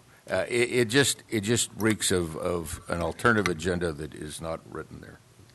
Carl? Yeah, to Evan's point, the law requires that any time you take an action that has potential impacts to the environment, you need to assess those impacts. Now, whether it's an EIR or whatever, but you need to at least do that assessment. And I think you need to have at least public notification, and certainly if it has impacts on the economy and that stuff, there ought to be a public reporting or public engagement process as well. I'm frankly a little bit tired of the environmental process, which was designed to protect the environment for all of us, only being used to handcuff local government, but the state exempting itself from it all the time, either explicitly or just by ignoring it. So I'm sorry. I think that they ought to be assessing the environmental impacts of this. I agree. I'm just curious, is this something annually that they change their plan every year? Or is this something that you would require an environmental review only when they change their plan? I don't understand the background to it more. And I agree with what you're saying, Carl. And we do get kind of the short end of the stick when it comes to these things. But state agencies just largely ignore it. Yeah. They look at themselves as the environmental police, and it doesn't apply to them. Yeah. Can I, a point of clarification? Just because Supervisor Royce's concerns are well taken, with the fish being used as an excuse for a number of areas that we no longer plant, recently the toads and frogs. But I think this applies to those areas the forest public lands agencies already manage. If there is just a sensitive species where there are concerns about fish planting, they already mitigate for those measures. So these are really reflective of areas where we don't have those issues and are the common, the places where people recreate within the county. And so the economic impact is tremendous. And this action was taken, it is a substantial change to their policy and what they're doing without any public input. Any more comment? Mr. Chairman, I move we send a letter, but since you will want a prompt response note in there, as long as you're satisfied with the content of the letter, I'll be happy with that, so I'll move on sending the letter. I'll second it. Right. The CC's included. Any other comment? Is there any legal recourse, any options for us? Or what are our options? Just because letters tend to disappear into, we write letters every meeting. Well, I think. I agree we need to do it, but I'm just curious. Council can answer that, but, to be silent is not the right thing on this. I agree. I'm not familiar enough with this process, but we can certainly look into it to see if we have any options. Okay. We'll get back to you. Okay. That's fine. All right. Any public comment? Seeing none, bring back for the vote. All those in favor? Aye. Aye. Opposed? Passes 5-0. Thank you, Daniel. Thank you. Next item, number 20. Consideration of adopting the 2015 Tuolumne County Legislative Platform.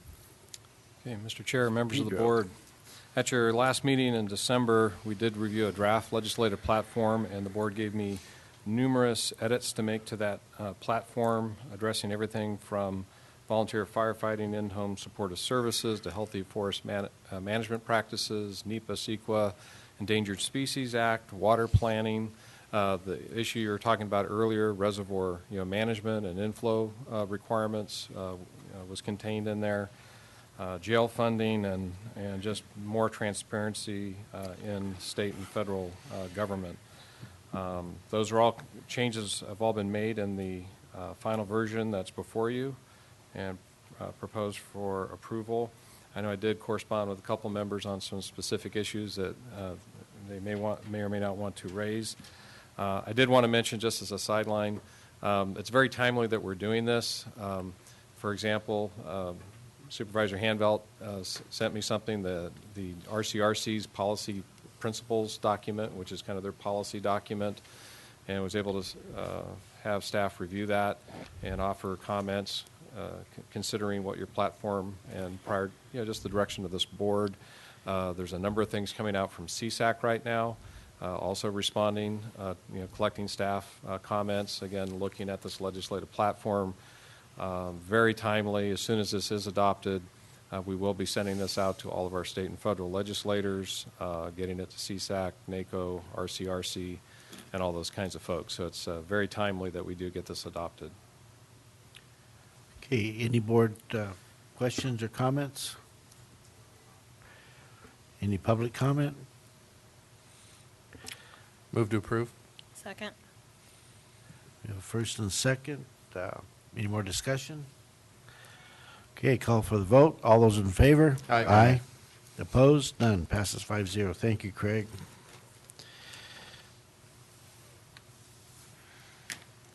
Next item. 21 is presentation of the chair's appointments to the Board of Supervisors committees and commissions for 2015. All right. I guess this one's mine. Everybody has a sheet of the appointments in the agenda. There's a couple changes I would like to make. Under the Water Agency Committee, the appointee would be Supervisor Hanvelt, and the alternate would be Supervisor Brennan. Under Central Sierra Planning Council and Economic Development District, appointment would be Hanvelt, and the alternate would be Royce. And one other item I'd like to discuss a little bit has to do with the Board of Supervisors Rules and Regulations Ad Hoc Committee. It's my feeling that we've pretty much completed that ad hoc work, and I understand that we probably will be taking up the rules under the at our retreat, is that correct? Mr. Chiat recommended that just the rules itself, how you run your meetings, just that component, Right. we could go ahead and bring an edited version of that to the retreat, and that's something that's commonly done in those kinds of retreats. So that would be the intention, unless the board would like to do that separately. Do I have consensus of that? I'm okay with it. Okay, everybody okay with that? And Can I make one quick statement? Sure. I just wanted to thank staff for the work they've done. Alicia and Craig and some of our staff, getting our agendas to us sooner is something that's very helpful. That was probably one of the biggest items on that list, was having a few more days to go through the material. And I know that was an inconvenience because it puts a crunch on staff, but that was done almost immediately, and I appreciate that very much. All right, so if there's no more discussion. So we're going to delete that as a line item, Yeah, right? Okay. As a line item. committee, deal with it as a line retreat. item, Right. Yeah. Does that make sense to everybody? I guess you guys don't have any vote on this, so this is the committee assignments. I hope you're all happy. Well, we could vote on it, but I'm not sure what force it would have. Yeah. Okay, so that's the assignments. Hope everybody's happy with them, and we'll move on to. Is we're that gonna both 21 and 22? No. We got to do it again. We're going to recess from the Board of Supervisors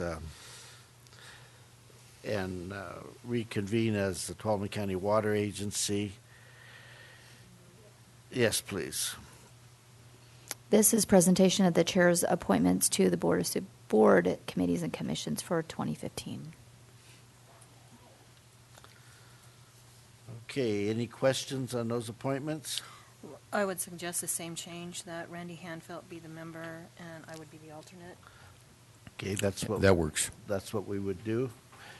And so you don't have any choice in this one either, apparently. But that would be the changes.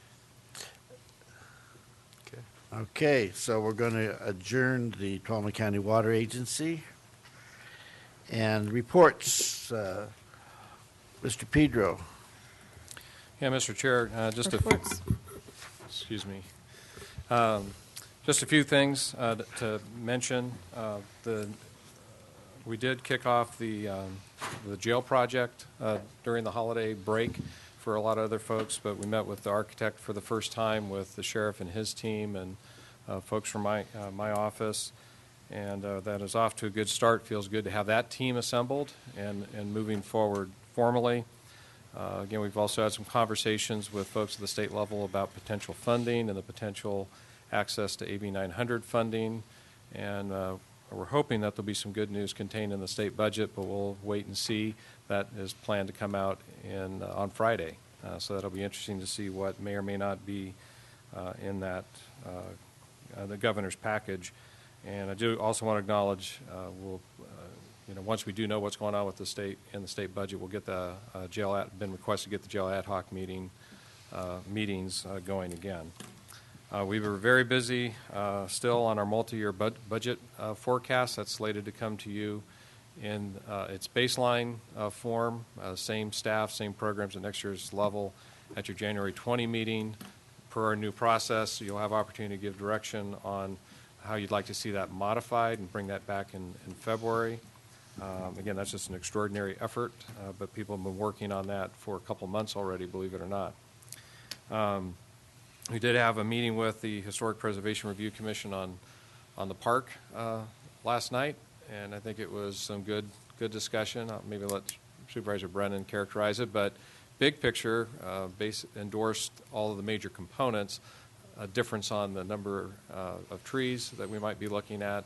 That item, too, will be coming back to your board on January 20th, and we will be seeking some consultation with the State Historic Preservation Officer in that process. Fire insurance, after all the discussion that we had here, we are getting some good feedback from the community. It's still not overwhelming, but it absolutely had a positive effect, that presentation and the appeal for comments. And they are coming in, and we're documenting those. And one of the follow-up items to that is, we had a number of things that we could do. And I said, we'll come back to you with a little matrix saying, here are all the specific items that we discussed. who's going to be the responsible party, and when do we hope to bring those forward. So that's some homework I still owe you, but that has been a good response. And just to mention that I was also asked to sit in on a phone call from NACO over the holidays with the Public Lands Association Legislative Director on board with that. And not a lot new other than they did review the PILT issue. We know that between two different bills that full funding for PILT has been secured. That'll make our budget whole this year at least. Secure Rural Schools, again, the commitment to act early in 2015 to make something happen in there. I think part of the tension is you could just renew what is or be more thoughtful and take a longer view and look at some kind of a program that would transition us off of secure school rules as we know it at the same time while increasing timber harvesting and then receipts through that kind of a process. But one way or another, there's a commitment to go ahead and address secure rural schools early in 2015. Thought you'd find it interesting. They talked about the waters of the U.S., and they said that there were over 800,000 comments received by the EPA in regard to that proposed regulation change. So the waters of the U.S. where they'd be pulling away some state and local control. While they said they still plan to have a late spring, early summer rule coming out, I think what the primary staff person was saying is that's really probably not likely because of the 800,000 comments that they received. They did also mention the EPA was looking to tighten their standards. Draft regulations were posted on December 17, so we'll take a look at those. And just to throw something out, they said that there's been a potential rise in non-attainment counties throughout the country by more than 500. And they just talked about that being a job attraction killer trend. So something that we're just going to have to pay attention to. And just to say again, while we do have responsibilities for air pollution control in our county, most of our county's problems blow up from the valley. And there's some things we can do and there's some things that we can't. So that's the end of my reports. Okay, thank you. County Council. Thank you. Chris and I have been attending the drought assistance meeting, so we did that yesterday. Carlin attended TCTC and TCTA on December 17th, and she wants to remind everybody that she's providing her Brown Act training February 5th at 10 a.m. in the board chambers. There's still room if anyone wants to attend. And probably the most exciting news is that our new deputy welcomed his baby into the world on December 30th. So it's pretty exciting. Thank you. Thank you. Clerk? Nothing to report, thank you. Supervisor Brennan? Just a couple of things. We had the Area 12 Agency on Aging meeting, and we did talk about them reaching out to the seniors to collect some of the information on insurance and look for specific information. And they definitely would like to assist with that, so they will be in touch with someone that will be heading that up. But again, really emphasizing the need to get accurate information and not anecdotal stories. So that's good. I met with Joe Silva briefly. He has been asked to stay on with the Secure Rural Schools Coalition on the National Committee, and I think that's really helpful for Tuolumne County. Excited that he's accepted that position and look forward to him staying engaged with that. And that's it. Okay, thank you. Supervisor Royce. Just want to let you guys know that the escrow is scheduled to close today for the transferred property TCTC for the transit station at Law and Justice Center. Signed that yesterday.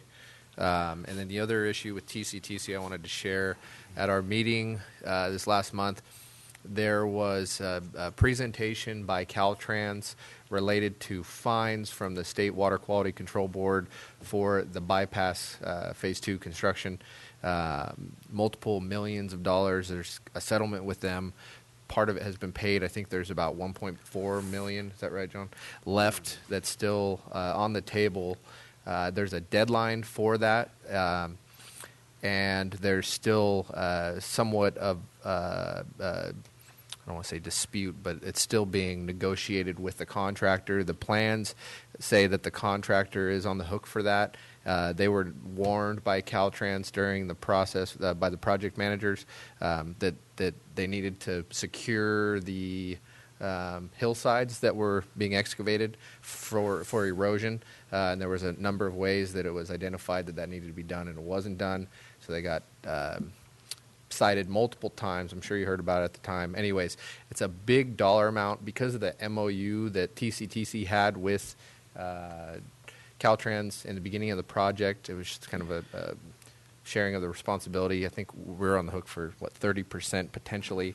So they're trying to, Caltrans, I think, was jockeying to get some money out of us. And there were some pretty scathing remarks by both John and myself that were in attendance, and also the other TCTC board members. And so we'll see what they come back with. I think they got the flavor of how we felt about it, but something you should know. This was a Caltrans decision, not our decision, right? We had nothing to do with it, and we had nothing to do with the settlements, any of the negotiations with the Water Quality Control Board or the contractor. So I think it's a pretty piss poor effort to get money from us, but. And just so the board knows, our office is looking very closely at that because we're very concerned that TCTC doesn't have any liability, and so the issue will be if TCTC should need to pay that amount. So we are looking at it, and we will bring it back to the TCTC board. Yeah, there's the legal aspect, and then there's just what's right. And I think, like I said, we made a pretty strong point about that, but we'll see what comes of it. Okay, just short. I won't go. I'll go last because mine's going to be short. Supervisor, hands up. Okay.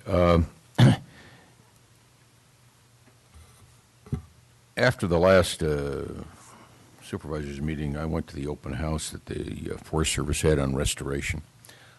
It was interesting. I'm not sure how informative it was, but one of the observations I'd like to make about how the Forest Service seems to be handling rimfire, a lesson learned, is they seem to be doing things in series as opposed to parallel, and we should take a lesson from that. I think they could have started this work, but it seems like they finished something before they start the next one, even though it's related. And they're starting the restoration process with EIR equivalent or yes. Kind of thing. So that's just an observation. I attended the business council meeting in December, which was encouraging. There were a lot of encouraging reports there, and we had a new broadband potential provider there, and he's looking at expanding his interest and his company's interest in expanding broadband in our area, which would be welcome. I also attended at the Elks Club a Special Olympics awards ceremony at Christmas, which I got to tell you, that was really an amazing event. We have a lot of people involved in Special Olympics, and we have some great young athletes there as well. And one of them was going to the state. So this was a special event. I appreciated the opportunity to be there. I also want to comment that I attended, as did others of the staff, and I think Supervisor Roderf was there, and Craig, the volunteer firefighters awards banquet. That was really good. I want to just extend my thanks to the volunteers of the firefighters in the county. The wonderful job they do. It was a very nice event. Also attended the DSA Christmas party, which is very nice. Thank them for inviting me. Comment, I attended and I think Supervisor Roderf was there, attended the sheriff's briefing on the November 22nd shooting downtown. Ladies and gentlemen of the county, I want to tell you that the officers involved in that event, that incident, were real heroes. They put themselves on the line, and I have to say thank you to them for what they do. That was a very scary event. I hope we never see anything like that again, but that was right downtown, 2 events actually at almost the same place with the same person. The result, of course, was a tragic end to or the death of the man causing the issue. But our sheriffs, deputies, are heroes, and that can't be said enough. That's all I'm going to report on. Supervisor Rutherford? Yeah, I was also on the NACO conference call, and I mentioned that only because one of the statistics that Greg talked about was how many letters they've gotten, but a significant portion of those were not form letters, which is kind of unusual. So there is some widespread thought out there that this is maybe on the waterways of the U.S. is maybe not a good idea. On the 19th, I had an opportunity to sit down with the Jamestown Elementary School District staff and talk about their concerns. And we talked about, and hopefully we'll talk about this a little bit more going forward, but the lack of any real outlet for youth down in the Jamestown community. So I'm going to be looking into what opportunities are there to pursue some additional recreational kinds of activities for the Jamestown youth. I also attended the County Fire Awards dinner, the DSA Christmas party, and the sheriff's briefing, and I know that he didn't intentionally slight the Sonora Police Department, but they were also involved. And I'm also reading the newspaper, and there's a lot of increase in armed confrontations with police across the United States, and I find it very disturbing, and it's absolutely unacceptable. And the police department and the sheriff's department acquitted themselves exceptionally, and I want to add my congratulations to them and my appreciation, deep personal appreciation, for the risks that they go through every day, as well as our firefighters for what they do. It's important. Public safety is job one, and we certainly couldn't do it without them. On the 22nd, I attended with Supervisor Hanvelt the Central Sierra Child Support Board meeting, and then yesterday I was at the GAC meeting, and the big issue there was some issues that people are having, it seems, with AT&T customer service and stuff. So we did talk about that a little bit. And in light of that, we talked about the soon-to-be, I think by April, shift over from Golden State Cellular to Verizon. So that's coming. Thank you. Okay, just a couple things. Beat up on Caltrans a few minutes ago, rightfully so, but I also want to thank them for some of the work that they've been doing in the Groveland area as far as walkways. It looks like we're going to get a couple of the crosswalks moved into better locations. I want to thank Duke York and Darren Grossi also for helping work on that, and also widening out some walkways by simply restriping the road that goes through Groveland. And it's been a long time coming, but I want to thank them for doing that. Also, what's happening up there, we're getting the street lights replaced by PG&E, and they keep telling me they're going to get them done.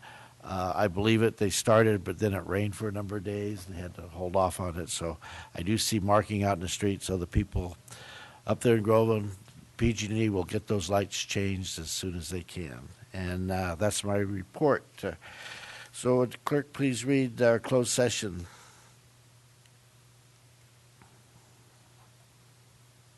Closed session conference with labor negotiators Craig Pedro and friend. Authority Government Code Section 54957.6, all bargaining units. Any public comment on the closed session item? Do we expect to report anything out? No, we don't. So we'll adjourn to closed session, and we'll return at 1:30. Thank you.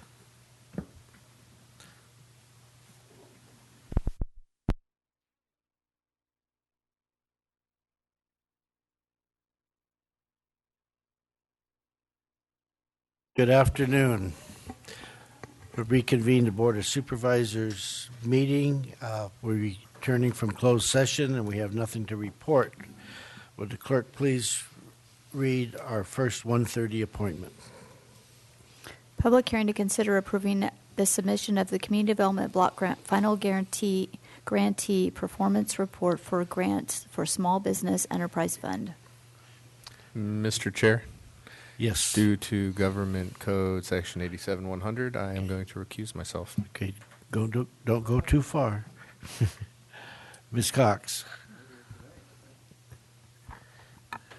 Good afternoon, Terry Cox, Cox Consulting. I have my usual sign-in sheet for everybody who's attending this public hearing, and all written comments regarding the county's Community Development Block Grant Program can be addressed to the County Administrative Office. So this afternoon, we have the final grantee performance report for grant number 10EDEF 7270, which was for the Small Business Revolving Loan Fund. Now, can everybody hear me? I know that this can be an issue sometimes. Okay, so the grantee performance report is a demographic report. So in this particular case, because there were no beneficiaries, there's no information on the report. Now, the particular situation that came up on this grant was that it was issued in 2011, which was actually probably the worst possible time to be doing this program. There were several factors that were part of this. Of course, we had the Great Recession, which made businesses very reluctant to have to create jobs, which is one of the base requirements of this program. Also, most of their balance sheets didn't look as good as they had, probably 3 or 4 years prior. So the underwriting was quite a bit more difficult. But the biggest problem was that the state review process, the underwriting process, had become so difficult that even very experienced borrowers who had been through the CDBG process before finally gave up before they ever made it through it. They would send in a full package. They'd come back from the state with 20 more questions, answer the questions, another 20 questions, and it took so long that they finally just gave up. And the newer borrowers that didn't have strong balance sheets, they couldn't make it through it at all. So even though we had, I think, 17 different businesses that went to one stage or another in the application process during this time, there weren't any that could have made it through the state underwriting process, where in years past, probably at least a third or half of them would have. Now, on top of that, the state lost all their staff capacity. They used to have pretty experienced representatives that were doing the review of the underwriting. And one by one, they left the program because the higher management in CDBG really didn't like this program and basically drove them out. So the people who were left, they didn't know anything, and they could not process the loan. So even ones that were really strong, like Rush Creek, which is probably as good a package as they have ever received up at the state, it took them 3 months to write a 2-page memo on it. And all the information had been provided. So basically, there's no capacity. Now, the state has gotten a lot of complaints about this. Everybody who operates one of these programs around the state has been complaining, not just to the section chief level, which has been sort of the bottleneck, but all the way up to the person who is now the director. And they said, yeah, we'll do something about it. We understand it's really hard, and we're going to change it. It's taken them 3 years. They have so far put out a draft of the chapter that governs these business loans, haven't finalized it, and that's as far as it's gotten. Now, they told us that once these new rules have been adopted, they won't re-underwrite the loans at the state level, which means that our local committee, which is a very experienced committee, would be able to make loans up to $500,000. So this is a big improvement, but they have to finish their rulemaking, and so far this hasn't happened. Now, the last word I had on this was that it would be done by the end of 2014. As usual, they have not met their deadlines. So I do have a call into them right now. They're in 3 days of training, so I haven't been able to get an update. But we are starting the process to do the initial paperwork on new loans in anticipation of this actually being completed sometime in the near future. And we will have $500,000 that's part of the supplemental process that we did like the last 6 months. That was, quite another effort. The small business loans are part of that. So there's $500,000 that is set aside for the small business loans that is attached to the Rush Creek contract. So we are in the position to actually be able to make loans as soon as they get done this rulemaking process, and we're beginning to have the businesses begin their paperwork in anticipation of that. So I'm happy to answer any questions that I can about that. Okay, this is a public hearing, so the public may comment on any part of this discussion. Is there any questions from the board? I just have one question. The $300,000 that we didn't award goes back to the state, and we will never see it again. That's correct, and that's also true of every other program that was awarded the same year as ours. Nobody used their money. Okay, any other questions? Seeing none, bring it back to the board for a motion. Do you want to allow public comment since it's a public hearing? I did ask for public comment. It's a public hearing, so if you want to... I did ask if there was any public comment. Okay. Yeah, I'll ask again, but it doesn't seem to be. Okay, I'll close the public hearing. Ask for a motion.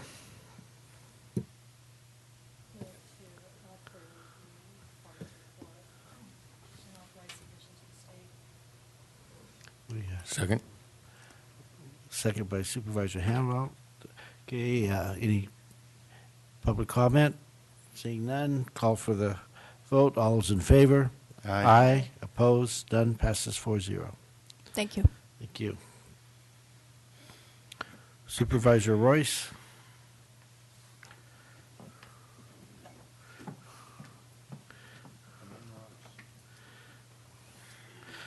Will the clerk please read item number 2 for our 1:30 appointments? Public hearing to consider Coors Sonora Investors mitigated negative declaration for zone change, special ordinance amending section 1706-020 of the Tuolumne County Ordinance Code, vesting tentative subdivision map, planned unit development, ordinance for release and cancellation of development agreement, resolution for application of LAFCO, and indemnification agreement. Ms. Shane. Good afternoon, Mr. Chairman, members of the board. I'm Bev Shane, Community Resources Director. In December of 2006, the Board of Supervisors approved a vesting tentative subdivision map to divide Assessor's Parcel Number 33-25007, consisting of 5 acres, into 20 small lots, residential lots. That property is located at 10834 Racetrack Road, which is at the corner of Racetrack and Jamestown Road. In May of 2009, the Board of Supervisors approved another tentative subdivision map for that property. In that case, it was to modify the subdivision and reduce the number of parcels from 20 to 19. At that time, the Board of Supervisors also approved a development agreement which would allow modifications to many of the county's development standards for that project. Those included allowing reduced parcel sizes, reduced building setbacks, the reduced widths of easements for the road, and authorized recreational use of the open space on the property. Since that time, the property has been sold, and the new owner is Coors Sonora Investors, LLC. Mike Lemke, on behalf of the current property owner, is asking your approval today of several entitlements that would allow a modification of that subdivision project again. These entitlements include a zone change that would add the PD combining districts to the project site's existing R1MX, single-family residential mobile home exclusion combining district, and open space on the site.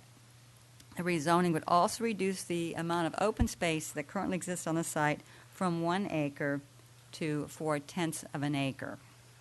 That is being done because an additional biological resource analysis has been done to determine that the mitigation that was previously proposed and approved by your board for impacts to oak woodlands is no longer needed, and alternative mitigation has been established. The project includes a new vesting tentative subdivision map to divide the site into the 19 parcels. This is being done to allow a reconfiguration of the parcels. A plan unit development permit is being requested to allow modifications to the county's development standards. These include reduced building setbacks, reduced parcel sizes, to allow a reduced right-of-way dedication, and reduced dedication requirements for public utility easements. The developer has proposed to limit each lot to one single-family dwelling, so a secondary dwelling unit would not be allowed, as proposed by the applicant. The applicant's also proposing to restrict lots 1 through 6 and lots 17 through 19 to 1 story only. And also the the PUD permit would allow the developer to pay the recreation in lieu fees at the time of a building permit instead of the final map. Also included in the entitlements is the request to cancel the development agreement approved by the board in 2009, a resolution of application to LAFCO to create a county service area for maintenance of the roads, street lighting, and an on-site retention-detention basin. And finally, the project includes an indemnification agreement between the developer and the county. While we were processing this application, even though the project is currently approved for subdivision and the developer could develop it today under the approval from 2009, we did receive many letters from neighboring property owners expressing concerns. The concerns were regarding increased traffic from the project, the required installation of a 4-way stop on Johnny Avenue at the entrance to the project. There were concerns about whether or not there would be water in order to serve this project because of the drought. There were concerns about the rescission of the development agreement, which had imposed certain requirements on the project, such as planting street trees, trees along the perimeter of the project, and also a park that would be provided for the residents of the subdivision. And another concern was about the devaluation of property values in that area. In processing this application, staff has prepared a mitigated negative declaration that addresses those concerns. You are also being asked today to adopt that negative declaration to determine that although there were potential impacts associated with this project, those impacts have been modified or mitigated to a level that is less than significant.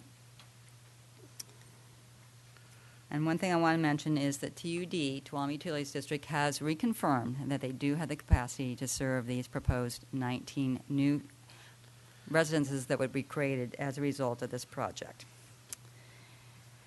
The Tuolumne County Planning Commission considered this project at a public hearing on December 17th. At that time, the commission heard from the applicant's representative and also did hear from one neighboring property owner who expressed concerns primarily with the fact that they would like to see improvements to pedestrian access along Racetrack Road. And they felt that this project should contribute to that. Otherwise, the neighbor who spoke stated that he did feel very comfortable since Mr. Lemke has taken over this project, and he had been impressed with his previous project on Jamestown Road.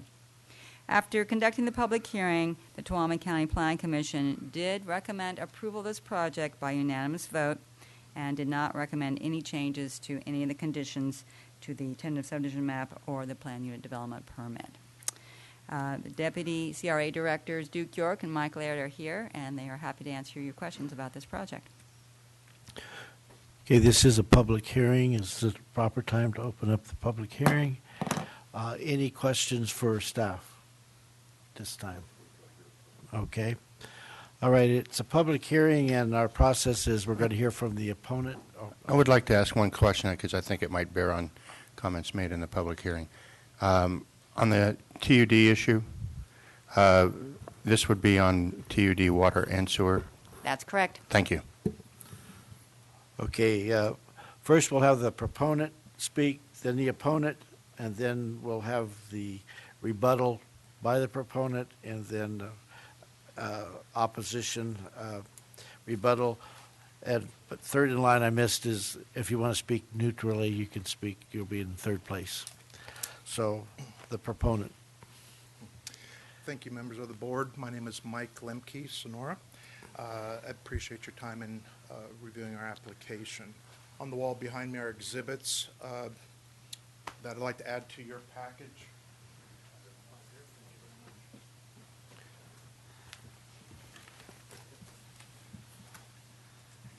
The exhibit to the far left is the current approved project as it stands today, the original vesting tentative map. The second exhibit is the modification of property lines, house layouts that conform much better with the oak tree and site configurations.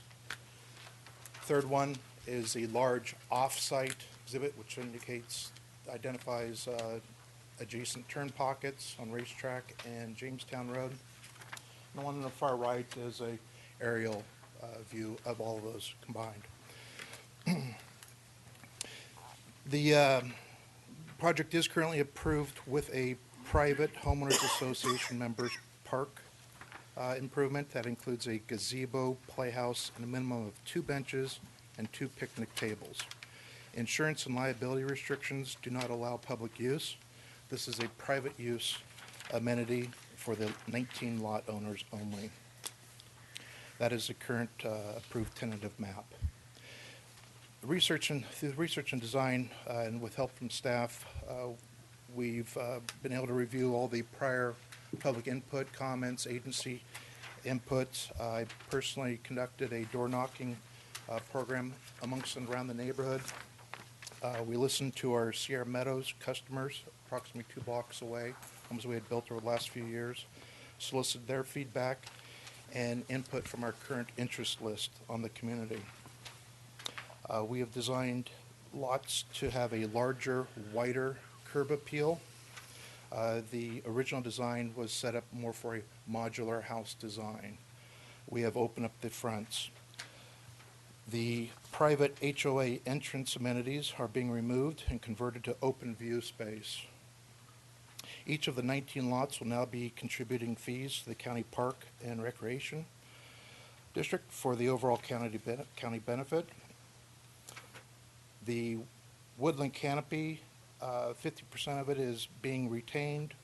The roadway alignment with derby, removal of cluster oaks, and hollowed out bird bath oaks make up the bulk of the oak tree canopy removal. Mitigation will be made by payment of the county-approved oak woodland mitigation fees. Drainage for the site will be managed within the open space at the entrance of the project by use of a shallow retention basin that will help regulate storm flow and also enhance wetlands growth. These new homes are built on-site with new and improved plans from our Sierra Meadows project. Architectural upgrades will reflect the larger lots and larger setbacks. Extra emphasis has been put on the entrance and preservation of open view space. Our application is to build 1-story homes adjacent to the existing neighbors and the option of 2-story homes along Racetrack Road and Jamestown Road. Our customers are full-time occupants. These are locals who live and work in the community or have worked and retired in our community or wish to come here to retire in our community. They want high-quality homes at value pricing. They do not want to pay monthly homeowners association dues. We have achieved levels of success in providing that at our Sierra Meadows project, and we understand what it takes to move forward and continue providing a successful project for the community. Additionally, in your package, I have a copy of our indemnification agreement, and on page 2, There is a term identified as volunteers, and we just ask for clarification of the volunteer. Our concerns are that that is county designated or approved volunteers, not an independent entity stepping up. At this time, I'd like to introduce Ron Kopp for some additional presentation on our behalf. Thank you.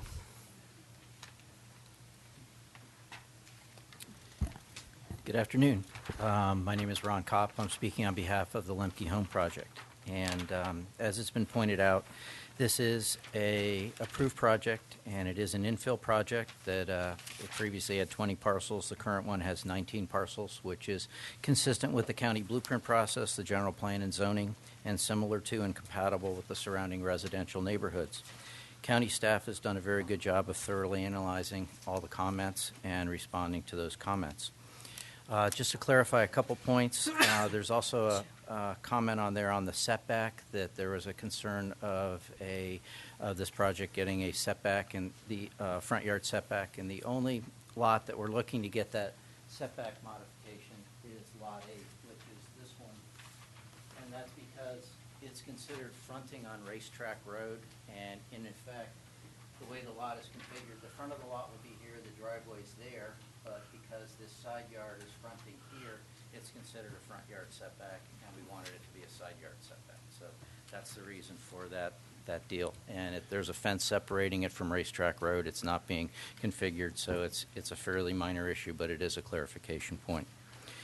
The other issue is on the traffic on this project, and it's been noted that this is 19 lots, and there's very little impact to the overall traffic volume on Jamestown Road or Racetrack Road or Johnny Avenue, which supply this project.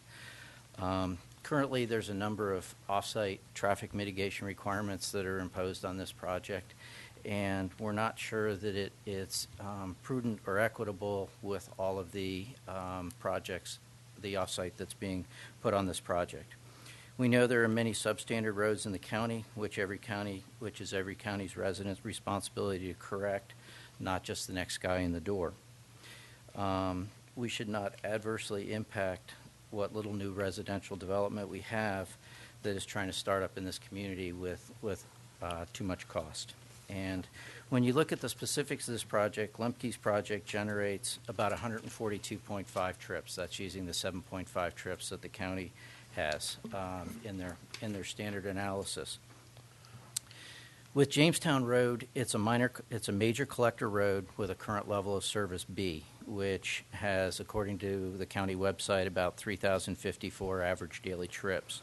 The level of service B runs from 2,591 trips to 5,180, so the traffic on Jamestown Road would have to increase by 170% before it even becomes a level of service C, which is still considered a very good level of service for the county. Lemke's project percentage on that is less than 5% of the total traffic on Jamestown Road. County records show that Racetrack Road is a minor collector with a level of service A.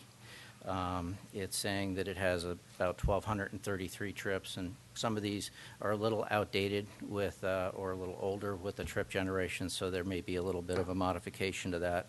But the level of service A goes from 1 trip to 3,120, so even so, the trips would have to increase by 250% to even hit a level of service B, which again is a very good level of service. So we have A and B on the two main roads that are supplying Johnny Avenue to this project. So Lemke's percentage of the traffic on Racetrack Road is about 11.5%. Another condition was to put a four-way stop in front of this project, which Lemke is fine with doing that. That is to slow traffic down that's on Johnny Avenue. However, when you put a turn lane off of Jamestown Road onto Johnny Avenue, people then tend to speed up. So we're not quite sure why you put a condition in there to speed them up and then slow them down when they get to the front entrance. So, it could be argued that not doing that turn lane could be a traffic calming effect on this program. The 19-lot community will also be installing the neighborhood street that supplies the lots, a street light at their front entrance, and an entrance at the back of their cul-de-sac. And then this project is also conditioned with putting streetlight at Johnny Avenue where it intersects with Jamestown Road, and also at Racetrack Road where it intersects with Jamestown Road. In addition to that, these residents will all pay the $3,700 per unit traffic mitigation fee to the county. We have many intersections in the county and on Jamestown Road that have a lot more traffic without streetlights. This off-site improvement and requirement adds over $5,000 to these units in addition to the $3,700 they're paying. So when you total those up, it's around $9,000, which is more than double the county traffic mitigation fee. So when you start adding that to all the other fees that this county pays, which are the normal permitting fees, the traffic mitigation fees, the Geiger fees, the building permit fees, oak mitigation fee, parks and recs fees, install the on-site water and sewer, as well as pay TUD their water and sewer fees, the hookup, it totals tens of thousands of dollars. So, when you're trying to do an affordable project, every little bit helps. So it comes back to, we know that there's many substandard road conditions throughout the county, and staff and you and everybody else struggles with how do we address that? And, where does that responsibility fall as standard county residents or the next guy in the door? So that's the tough issue. It's easy to say that the next guy should pay it because it's always assumed that that's somebody from out of town. But when you look at Lemke's sales in their Sierra Meadows project, a lot of their sales are move-up buyers that they have that are current county residents, or move-down buyers that are seniors that are looking for a smaller home. So it does tend to be a lot of our residents. So in summary, we think staff did a very good job on this project. Lemke is excited about doing this. They've spent a lot of time and effort to retool this project that was approved, that was questionable about its viability with the way the lots were configured and with the manufactured houses that they were putting on it. These are all going to be stick-built. And we ask you to consider looking at the off-site mitigation with the traffic and seeing if there's some ways that can either be reduced or offset with some of the $3,700 fee per unit that Lemke is already paying, so that we don't have this additional impact. Thank you. Thank you.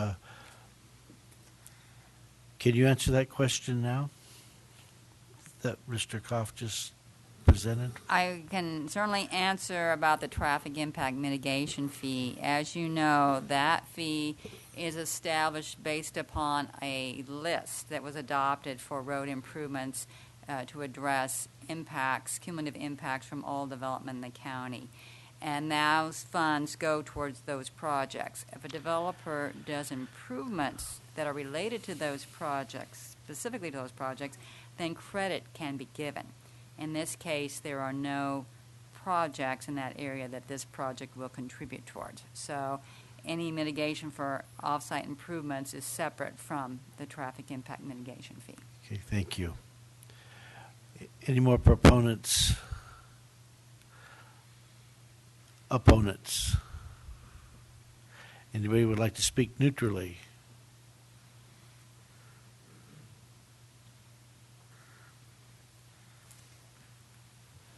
Good afternoon. Ron Ringen, a very concerned TUD ratepayer. I have been watching this project for some time now.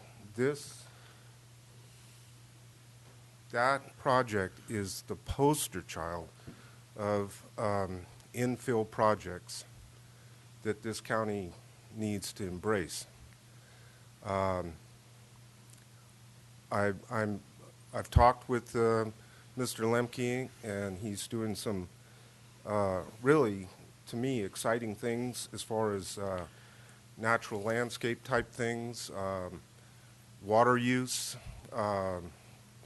and so on. But I just want to state that we all need to really think about these things very, very carefully, because this community was stuck on 50% cutback of water last year.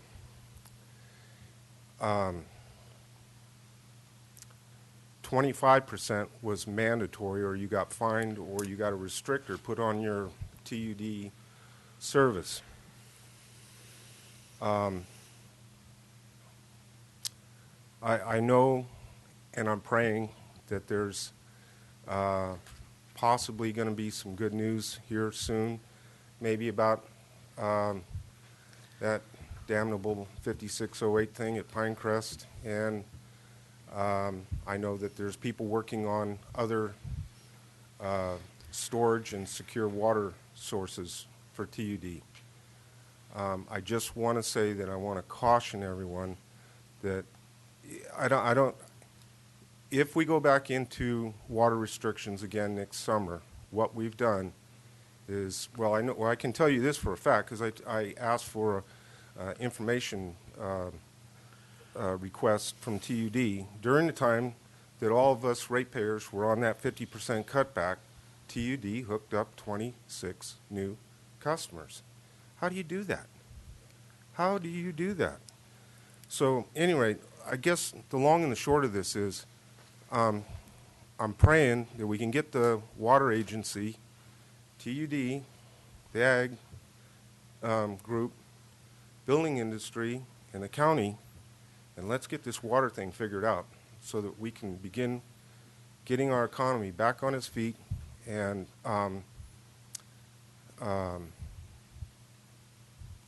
what I don't want is what Supervisor Rotifer wrote his opinion piece for mymotherlode.com. I don't want this to be our new reality. Thank you. Thank you. All right, we've had proponents ask for neutral. Is anybody else want to speak? Seeing none, I'll close the public hearing. Bring it back to the board for discussion. Supervisor Rotifer. Okay. So this is for staff. I got to be clear on this because I'm not an expert. You are. By the way, first of all, thank you for the hard work getting this project to where it's at today. On this traffic mitigation thing, so we have a traffic mitigation fee, and then we have these off-site improvements as well. Can somebody explain to me why a project that has 19 lots on it is going to do all of the investment for all the other lots that are already there just because they happen to be the last ones in the door?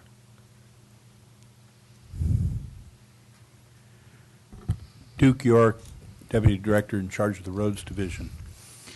What you have to realize is that every subdivision that we've developed along Jamestown Road, every one of those subdivisions has been required to build a left-hand turn pocket where their road intersects with Jamestown Road. That includes their own development of Sierra Meadows just down the road and all of the new subdivisions that have been built along the road. This development is adding traffic to an intersection, and the intersection where the left-hand turn pocket is needed is at Johnny and Jamestown Road, and that's why I conditioned it that they do that improvement.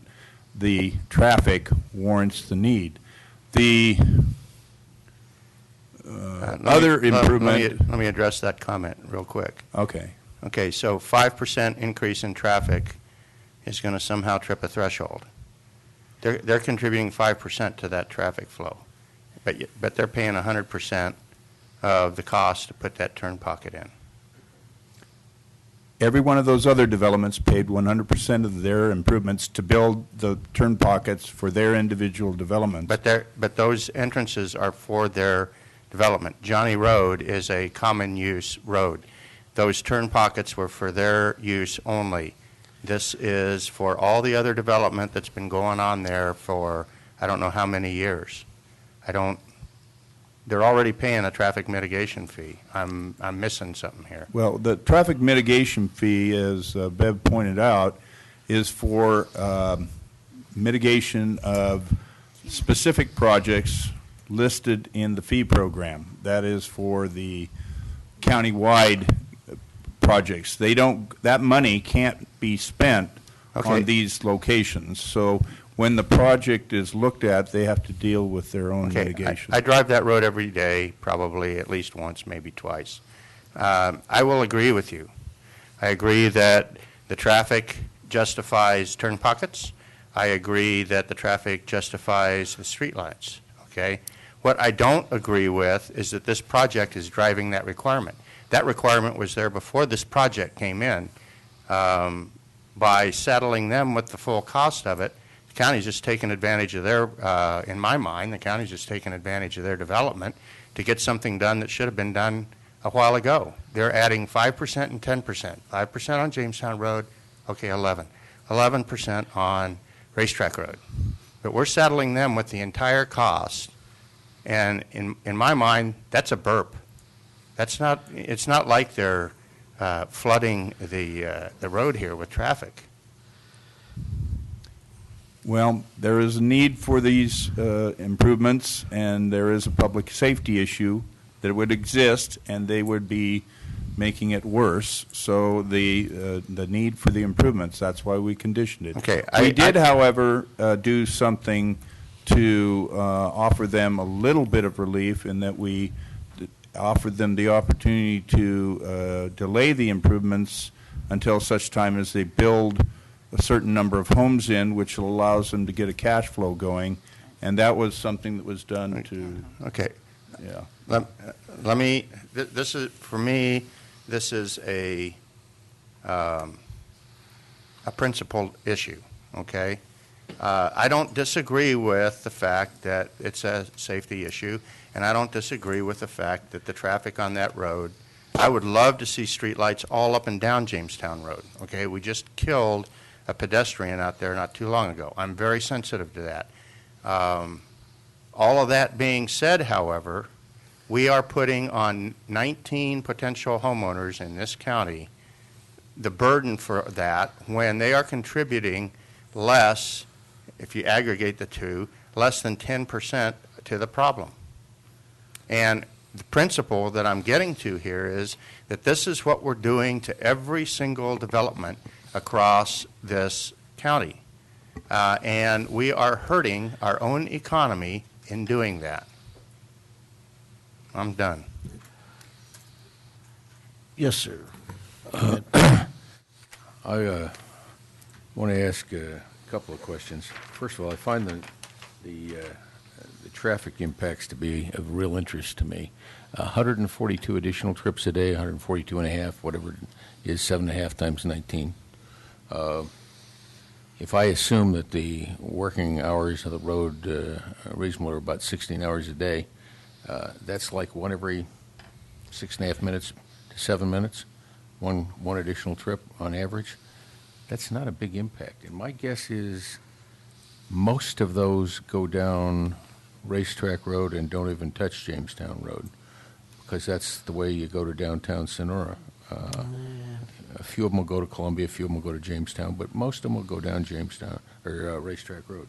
So I tend to agree with Supervisor Rotifer that I think that's inappropriate. By the way, I need to disclose that I've walked this site. I've been on the site a number of times, once with Mr. Lemke and a couple of times by myself, driving around, checking it out. The other one is on this map that you gave us, Mr. Lemke.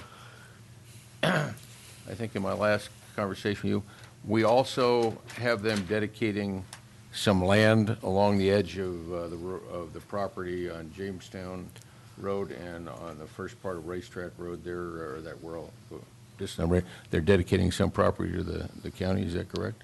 Yes, the Title 16 requires that if it's a major collector, they dedicate 40 feet from the center line of Jamestown Road. And on the minor collector road, Racetrack Road, it allows for up to 32 feet. I think we are slightly modifying the Racetrack Road to do some minor reductions, horse swapping there, you might say, to do some reductions along that area. But those are stipulated in the ordinance code, Title 16. Nevertheless, it's an imposition on the developer. It's less usable land for him. By the way, I would like to reiterate what I think I heard Mr. Ringen say. Based on everything we've been talking about since I've been a supervisor, this does look like, I think you used the word poster child for infill development, just exactly the kind we want. It looks like it's intended to be workforce housing or certainly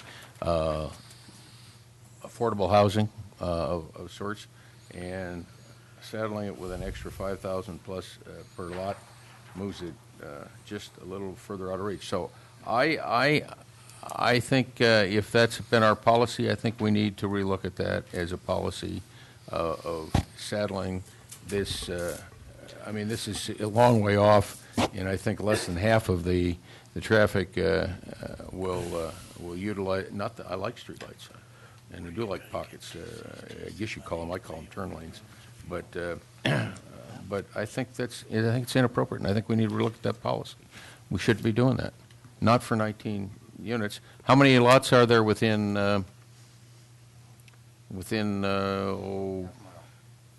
half a mile of those intersections that will be utilizing those too?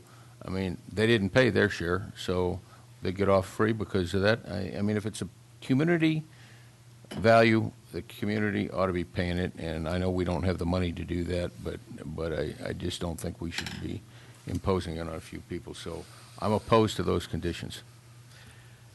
Okay, I want to kind of go a little bit different direction here because we've got a policy in place already established by the board. Is that correct, County Council? We have a traffic mitigation plan. It's set. That is correct. Set in ordinance that says that we have. Let me finish. Okay. So, you know, when we collect this money and when it's used countywide, remind the board what we use this money for. We use that money for Limekiln. We use that money for Williams Car, and we'll be using it out in the Parrots Ferry Road area.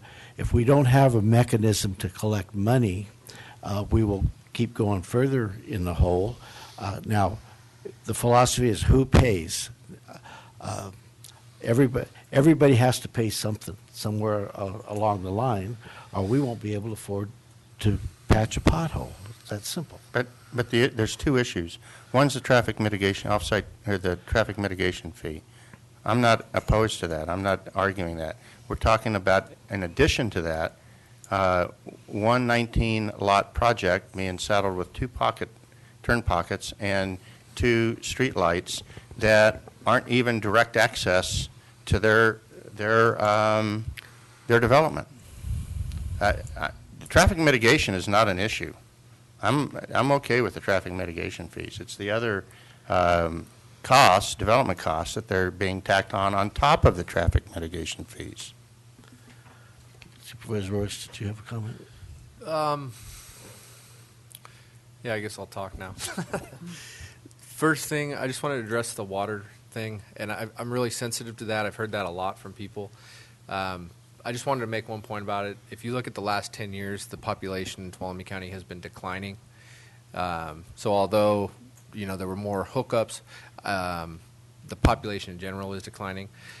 There may be a larger percentage of that population that is TUD water users, which I actually hope is the case because it's less of a strain on the water table and so forth, and hopefully less septic systems as well.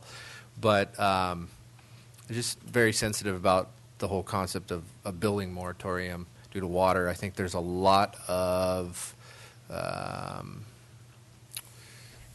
there's a lot of subjectivity in the way the water system is managed, and I think the 50% conservation was a judgment call, and there's a lot of different ways that could have been done, but we did what we had to do to survive. And I think if you look at the way it's being managed this year to last year, we're in a lot better position, and still, the amount of water that's coming in isn't it's so different. We're still in drought conditions, but I'm just sensitive to that, and it is a problem that needs to be solved. So I'm glad that there's people working on it. As far as the traffic issues, I think there's, as was mentioned by Supervisor Rodefer, there's no dispute whether traffic impact mitigation fees need to be paid. I think that's perfectly fine. I think it's the level of improvement that needs to be done, off-site improvements the turn pockets. They're not direct encroachments. They're not direct roads. So it's kind of a gray area, and I can see both sides of it. If you look at Supervisor Gray's point, is basically, we have these needs. So how are we going to get them done? And I don't have an answer for that. But I think it is not an equitable situation to put the entire burden of those needs on the 19 lots we're looking at. So I'm, to be honest, I'm a little baffled. I don't really have an answer. I'm just in general frustrated by the lack of road funding, specifically maintenance more than anything, and the outlook. We were just looking at some numbers where in the future it becomes worse and worse. So I understand why our staff tries to do this. There's a never-ending, need for more and more road funding, and project improvements is even more hard probably than maintenance, and when it comes to local roads and things like that. So I don't want to come down on staff in any way, but I do feel that it is not equitable to put it on 19 lots. And the other issue I'm sensitive to is when you look at affordable housing, we talk about affordable housing all the time. We have a whole element to our general plan that talks about it. It's a constant battle trying to make sure that housing is affordable. And as a contractor, I see all the line items and I see the numbers of what goes into building a house, and it becomes very difficult when you're putting in, all the modern, safety issues, arc faults, and fire sprinklers, and everything that goes into it. And then on top of that, all the soft costs, all the fees and permits. It gets to the point to where it's impossible to make any project viable. And you don't want to get to that point where no one can do anything because it's just not viable. And, it's constantly getting closer and closer to that. So I'm babbling here. And Okay. my point is, I don't feel it's fair for that condition to be imposed on them, but I don't have a better answer. But I think this leads to more that the board needs to deal with on another level. But Can I ask a question quickly? Yes. Go ahead. Are we finished? I'm sorry. I'm cut off, so go ahead. I like this new chairman. We want to get done today. I think we all agree that there are safety concerns with Jamestown Road and that these turn lanes are important. The question is how do we get there? But I am curious, there is a four-way stop currently at Racetrack and Jamestown Road, correct? And so does that not slow traffic down to a point that you wouldn't need necessarily a turn lane pocket there? I guess when I'm looking at the two of these, I look at Johnny Lane as, yes, you have traffic potentially stopped in an area where you have, a much greater potential for impact, where at the four-way stop, we already have a calming or Is there not also a stop traffic. sign going in at Johnny? There will be a four-way stop created at the intersection of Johnny and the Project Road. But in answer to your question, yes, there is a four-way stop at Racetrack and Jamestown Road. That actually was a condition of approval that was added to the Sierra Meadows project as part of that development. And it was to address existing neighbors' concerns about the speeds along Jamestown Road. And I know that there are several neighbors out there that are very complimentary of the desirability of that four-way stop and the way it has reduced the speeds down Jamestown Road. so would the four-way stop at Johnny then accomplish the same traffic calming effect? A four-way stop at Johnny and Jamestown? Or where would... Did I just hear you say that you were going? I think the four-way stop at Racetrack helps with the situation at Johnny because of the fact that, in general, it slows down traffic on Jamestown Road. Unfortunately, the distance between Racetrack and Jamestown, that four-way stop, they pick up... Yeah, I misunderstood what you just said a minute ago then. I thought. By the time they get to Johnny, they picked up speed, is what you're saying. Okay. Sorry. Let him finish. Loma, one of the things that part of the reason we put a four-way stop at the entrance road and Johnny and Derby is because right now people will use Johnny as a shortcut to try to get around the kind of chicane that you have on Racetrack. And part of the reason that we proposed a stop signs, which are relatively cheap, right in front of the project, is to slow people down because that is a residential neighborhood. Those are local roads. We have a lot of kids, and there is a bus stop right there too, I might add. So that's why the four-way stop was added inside the subdivision. At Johnny and Jamestown Road, where the left-hand turn pocket is being proposed, unfortunately, the stop signs that we put at Racetrack and Jamestown, it's far enough away from that intersection, you really don't get any benefits of the slowdown up that location. And there is a need for that shelter pocket for the traffic coming in and out and from this subdivision.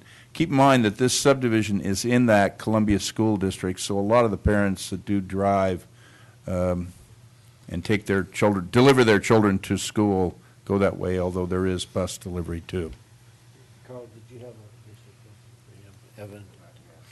Well, I just wanted to make one point. I agreed that traffic would pick up speed within the distance from Racetrack to Johnny on Jamestown Road.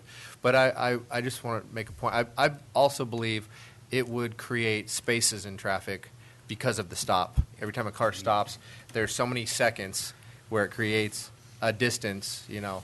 And when you have a turn pocket, that kind of creates the same opportunity when you have constant flow of traffic and you're trying to squeeze in. So I could see it contributing and helping with that situation. Not that it's the answer. I think the question here really is, do 19 lots pay for 100% of the turn pocket, which is not a direct access to that property? And it's a difficult question because you could look at, is Johnny's a local road, or is it? So you have Yes. Johnny.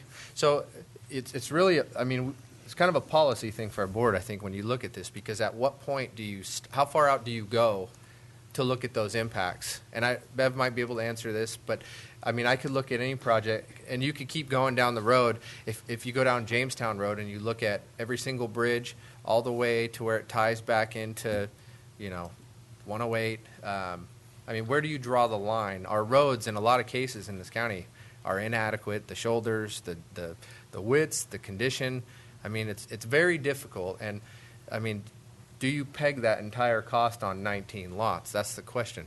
And I don't think you do. I think there needs to be something contributed, but not 100% of it. And I don't... Mr. Chairman, if I could Yes, just please. explain a few things. The question about how far do you go, it depends on the project. Yeah. Obviously, the larger the project, the more trips generated by a project, the further you're going to go to evaluate impacts. The turn pockets that are proposed for this project by staff aren't anything new. This project was approved in 2006 with the requirements, revised in 2009 with those requirements, and we're just being consistent with that. There are mitigation measures listed in the negative declaration. If your board wishes to not require them at this point, under the California Environmental Quality Act, you must conduct a public hearing, which means you need to reopen your hearing, propose an alternative. Because what CEQA says is that you have to make a finding that there is an alternative mitigation measure that is as effective or more effective than those turn pockets that were identified in the environmental document, and if you wish to approve it today. Alternatively, you would have to refer it back for additional environmental review if you didn't want to require anything. So, Go ahead. Go ahead. But that was going to be my question for council, but thank you for answering that. The issue is that we have made it a requirement, and if it's a part of a requirement, we can't make a decision on it if we take it out today. Well, you would have to determine that there's an alternative that's as effective. Yeah, okay. And my question for council then is that if we determine there was an effective alternative, what would that be? What would be an effective alternative? Maybe it's a better question for Duke.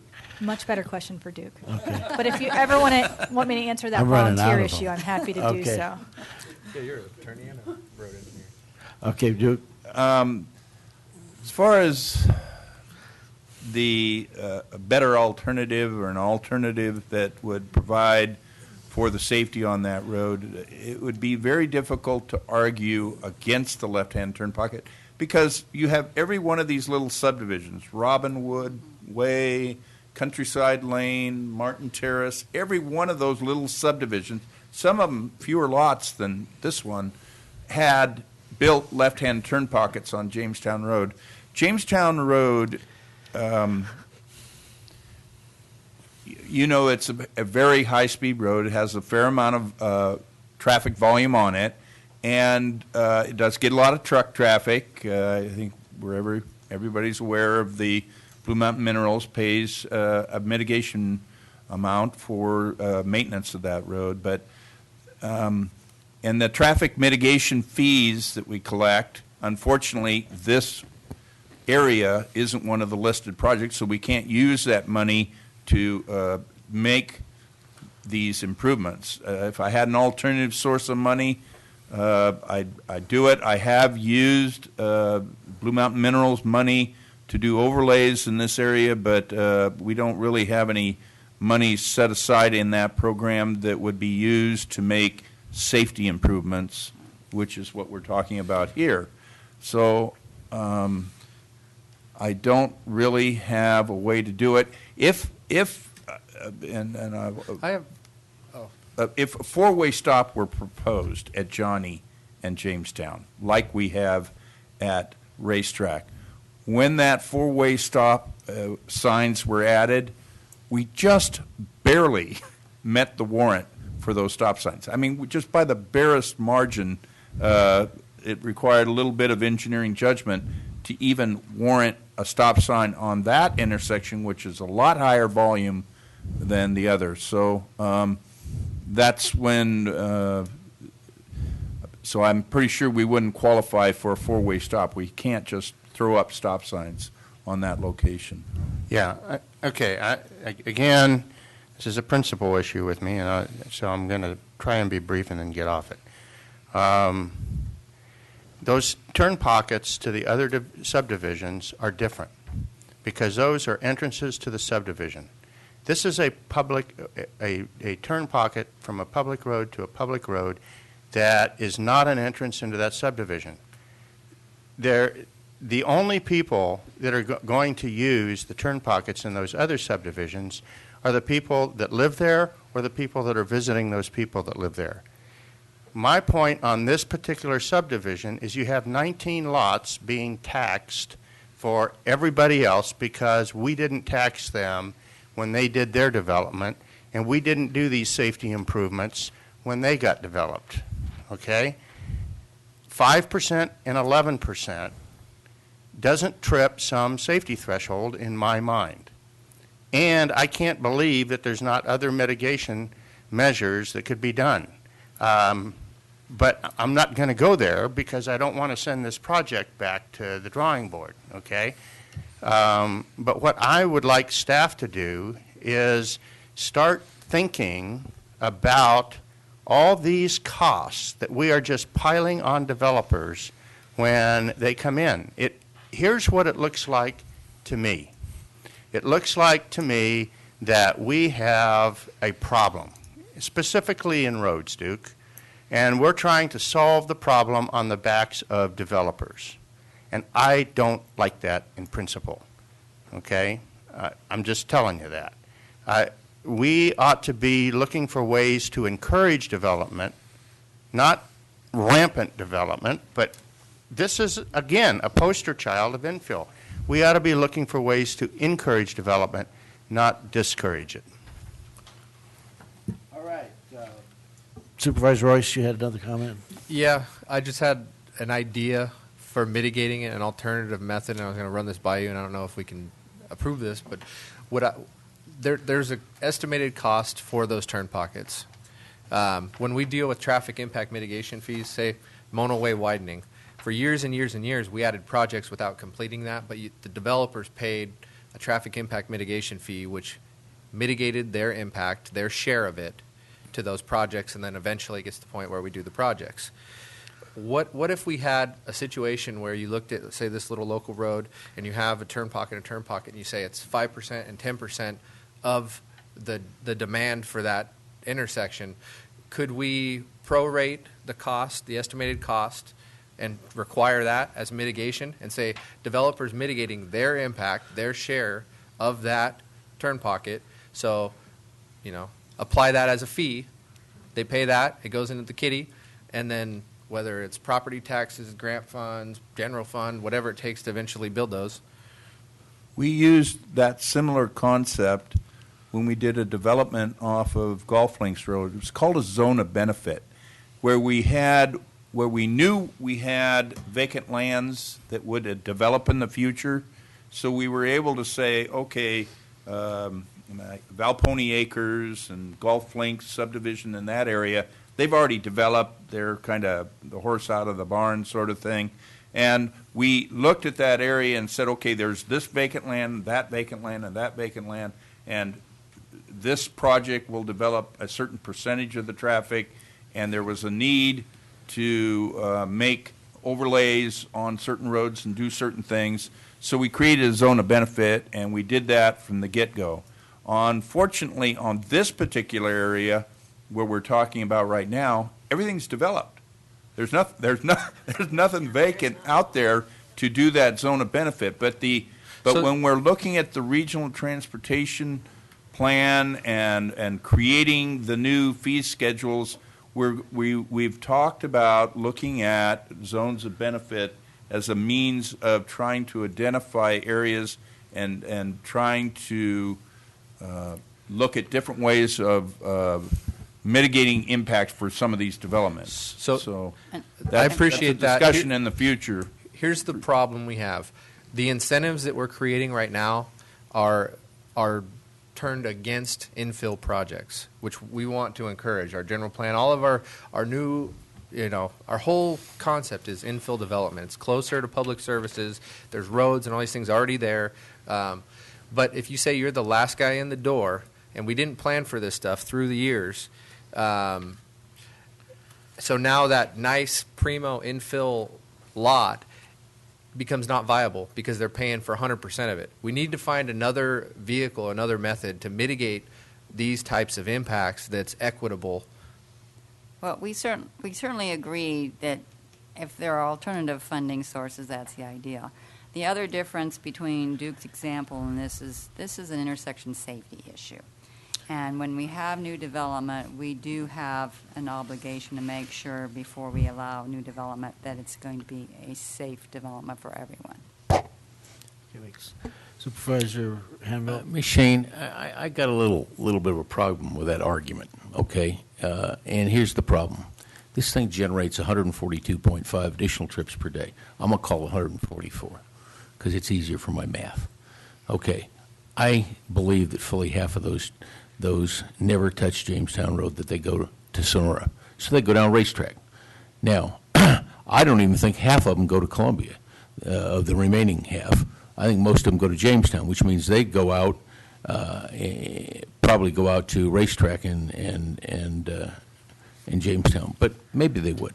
But even if half of the remaining, 1/4 of the total trips go out to Johnny Road and Jamestown Road, you're talking 2 trips, a little over 2 trips an hour. Did we all of a sudden crossed over some threshold of safety at that level, or are we already there?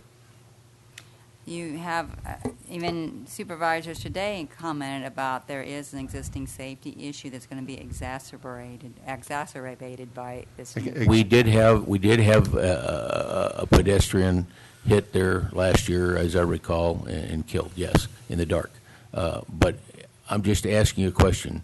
At Johnny and Racetrack, if we add how many trips a day do we have to have across that point, that intersection of sorts, to all of a sudden create a safety hazard, or does a safety hazard exist?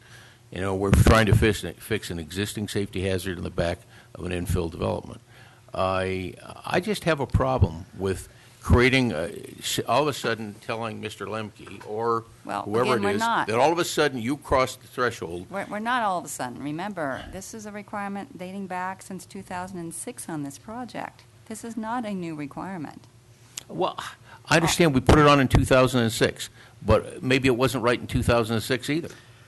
So we just keep doing it. We decided it was a problem that had to be mitigated. Who decides what's the threshold that decides that's a problem? Well, again, That's if what you I'm wish asking. What's not the to threshold? require it, you're going to have to find an alternative to make a finding. It That's all I has to can be a advise you. problem that I need to fix before I need to mitigate it, right? Ms. Why? Mr. Who York decided is it was the- a problem? What threshold we crossed? Mr. York's That's the what I'm trying to expert in that understand. issue and did the analysis. I want to, as Bev pointed out, this project was approved in 2006 and 2008. What happened is at some point after 2008, we actually went out and paved that road. The original development required that the developer pay for the overlay on the left-hand turn pocket. We're not requiring that anymore. That's not a condition of approval under this program because we went out and did the work.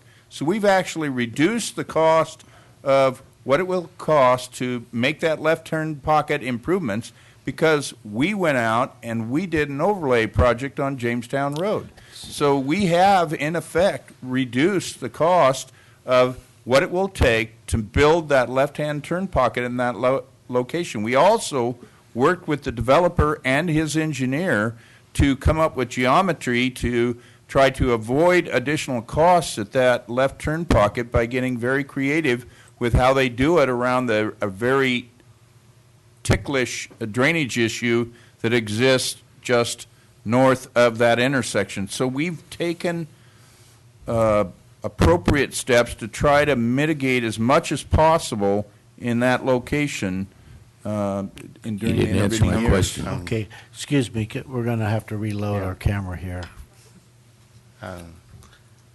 We'll take a 5-minute recess.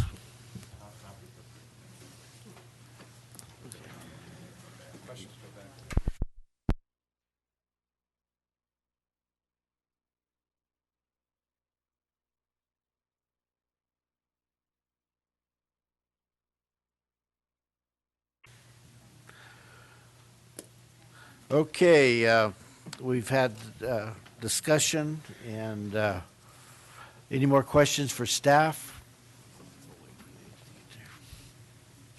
Okay, one more question for staff. Well, not a question. I'm ready to make a comment and a motion. First of all, I do want to thank staff for the hard work and getting it here. But I will just in one sentence surmise what this looks like. Looks like we didn't do our work for decades, and we're going to make somebody solve our problem for us, and I don't like that. But having said that, I do think it's a viable project, and I want it to go forward. I do want staff to start working on how we do mitigations, especially for traffic, without saddling one development with the whole cost for it. So we need to have some forward thinking as developments come in on how we're going to proportionalize that.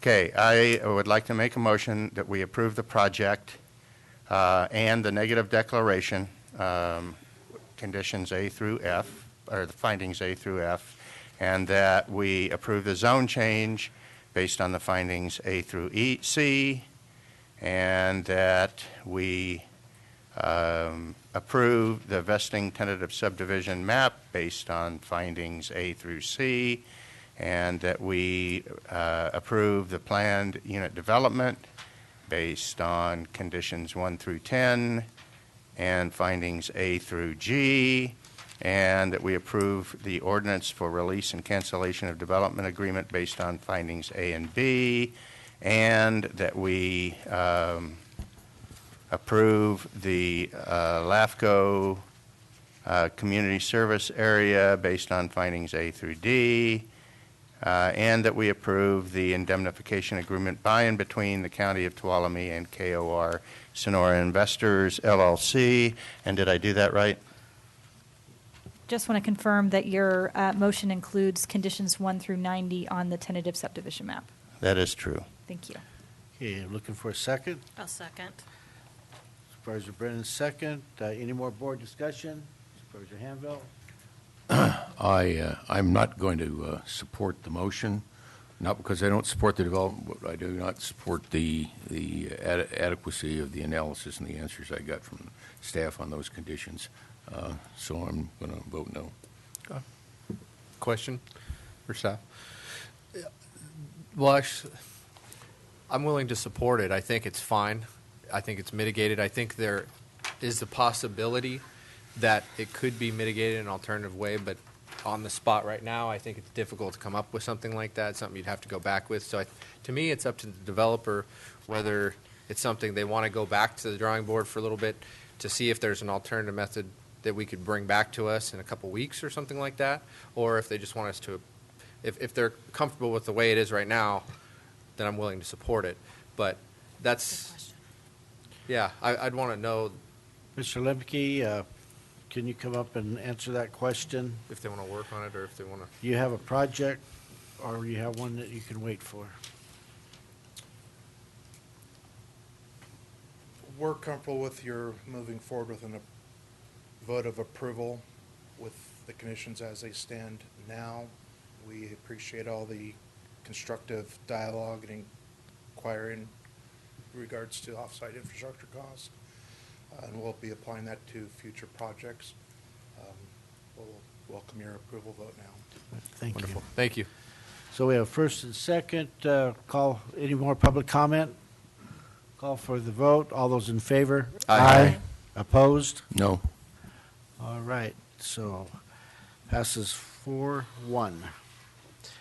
Would clerk please read our third 1:30 appointment? Public hearing to consider Bernhain mitigated negative declarations, tentative subdivision map, resolution for application for LAVCO to form a CSA, and indemnification agreement. Okay, this will be a public hearing. Ms. Shane, yes. Mr. Chairman, members of the board, Bev Shane, Community Resource Director. Pursuant to Government Code Section 87-100, I have recused myself from any aspects of processing this application, and I will recuse myself at this time from this public hearing, and Mr. Laird will present the project to you. Thank you.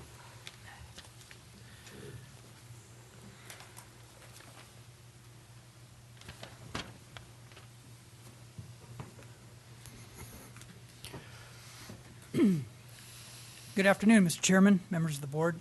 I'm Mike Laird, Deputy CRA Director. Similar to the project you just heard, this project on this site was previously considered by your board.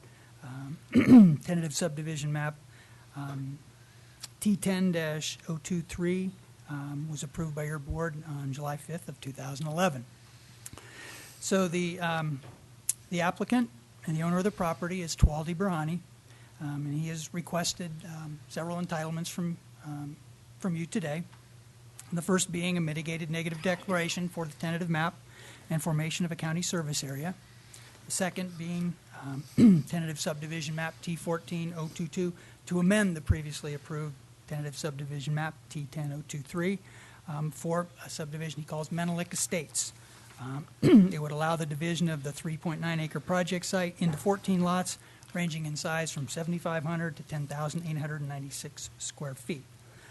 The third aspect of the project is a resolution of application to the Local Agency Formation Commission to form a county service area to provide maintenance of the roads, interior roads, which will not be accepted into the county maintained service system, street lighting, and the on-site detention basin. And the fourth part of the project is an indemnification agreement between Mr. Burhani and the county.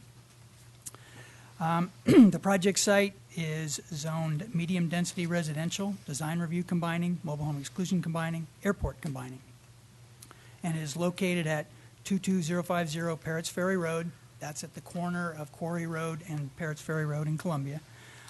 The assessor's parcel number is 32-23004.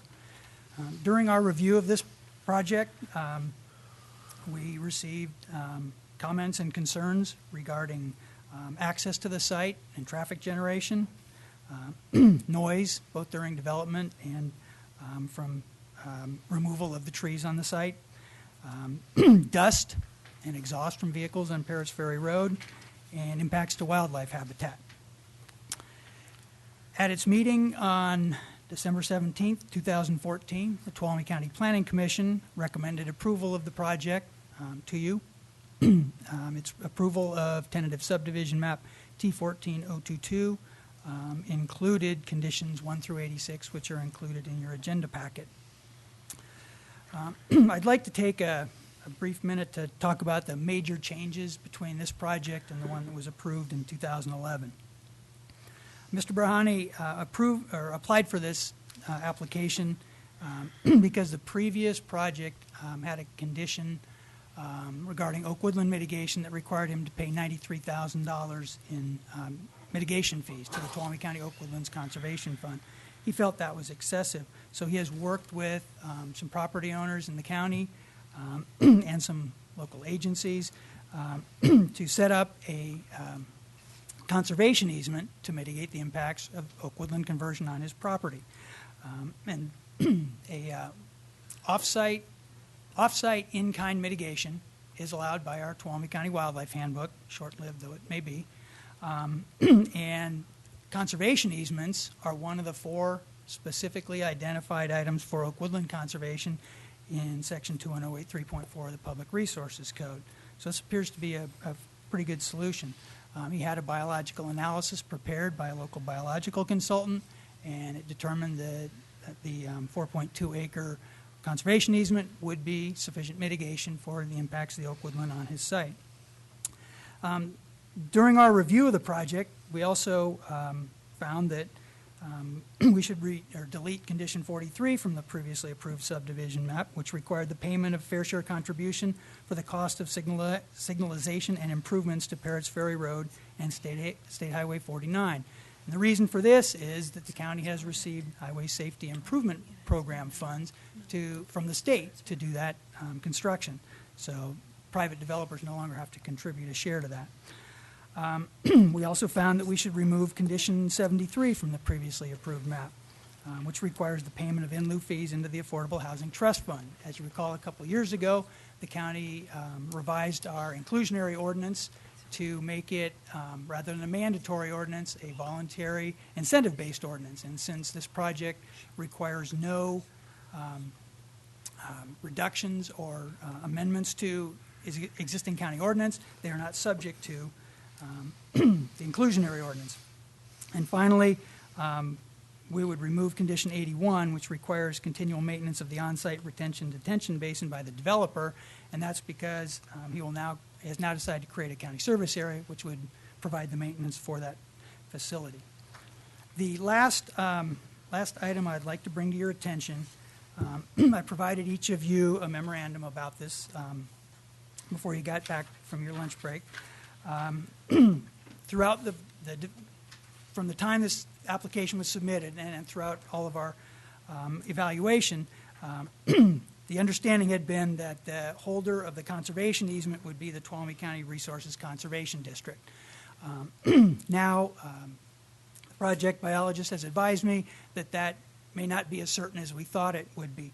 So we are recommending that if your board decides to approve this project, that you change the wording in the first sentence of condition 37 to read as follows.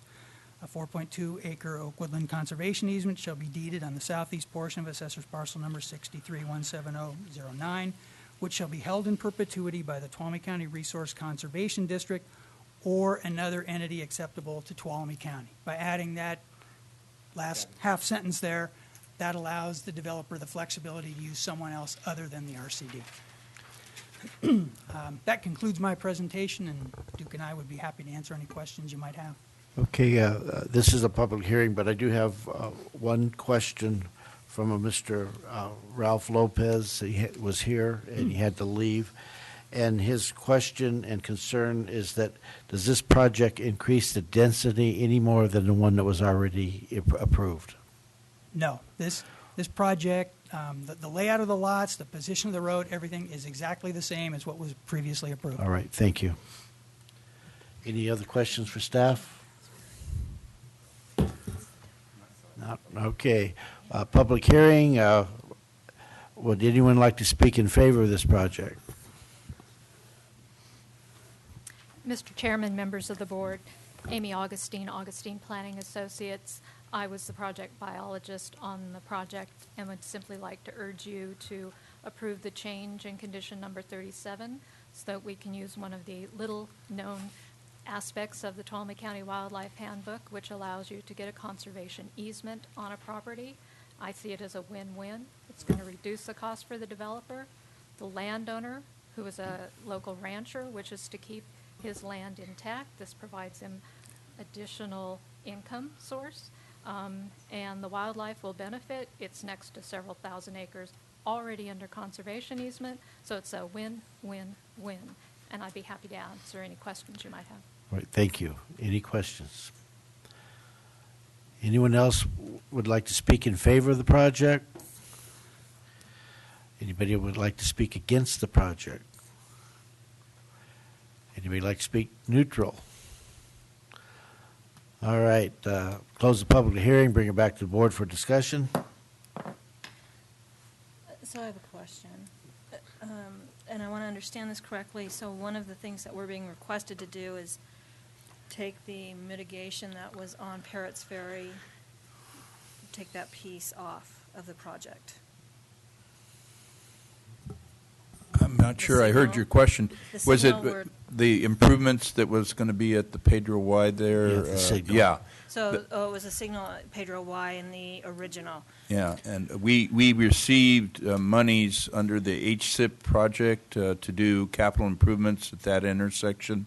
So instead of the individual having to pay some fair share contribution towards that, we already got it approved as a separate project. Supervisor Rotifer? Yeah.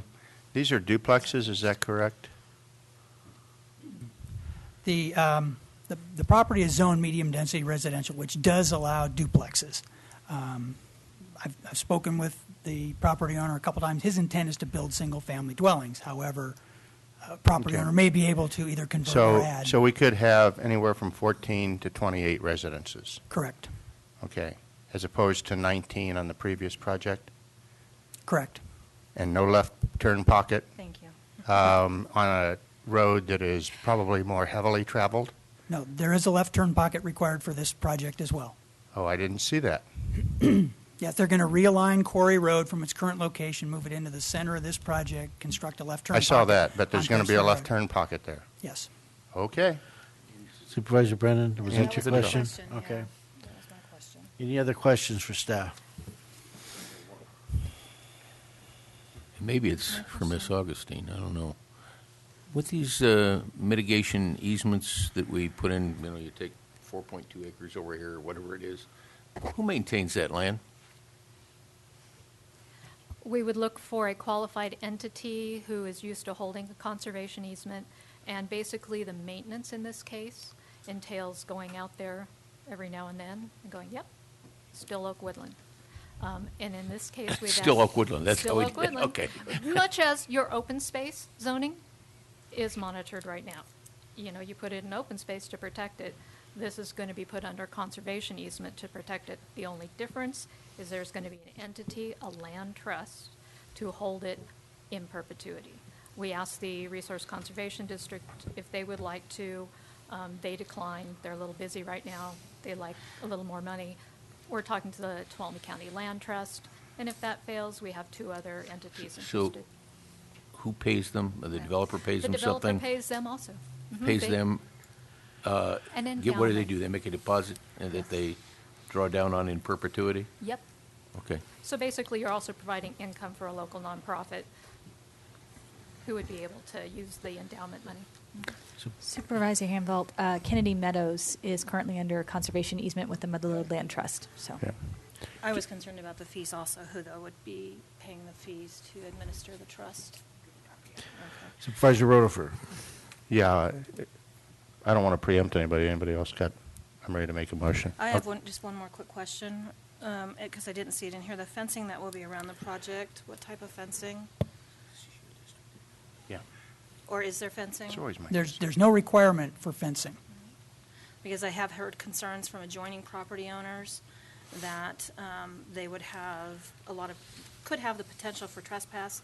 They already see that on the other side of their property. I guess they're between this projected proposal and Columbia Village Apartments, and they are already getting, I guess initially there was supposed to be a fence around Columbia Village Apartments that was not put in. This predates anything that, I've been around, so there a lot of concerns about just additional trespass, animals, those kinds of things, dogs. Right. There were a couple of adjoining property owners who live in Columbia Country Estates on the north side of this project did comment about the common property line issue. But there's no requirement. If the board would like to add a condition regarding a fence, we'd be happy to work with you to write something up. Well, I think it's a legitimate concern. Trespass can be an issue for the adjoining property owners, and it should be addressed in some fashion.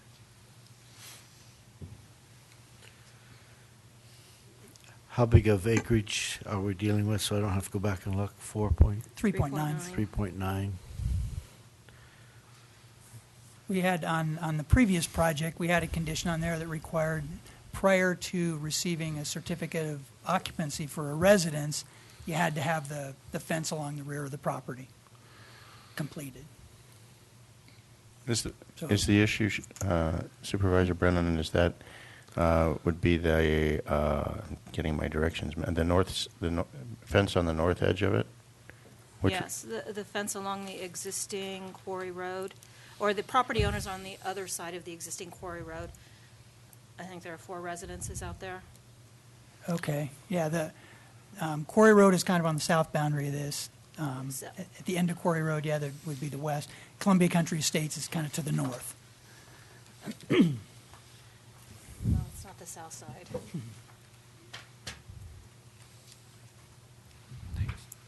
Is that the south side? I don't believe it is.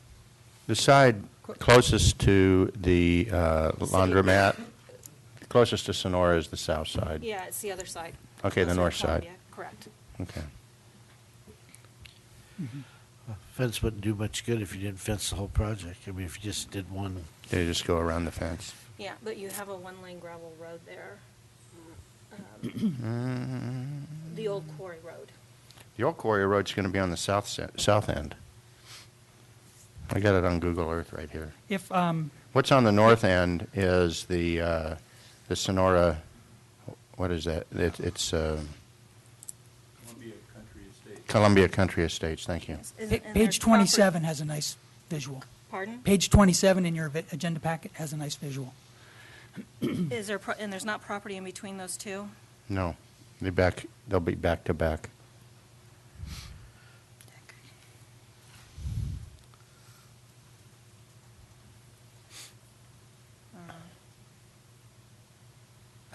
I guess I'm just turning around. I have been out on that old quarry road and the private parcels, so it must be on the south side then. Yeah, that's where Columbia Florist is. Okay.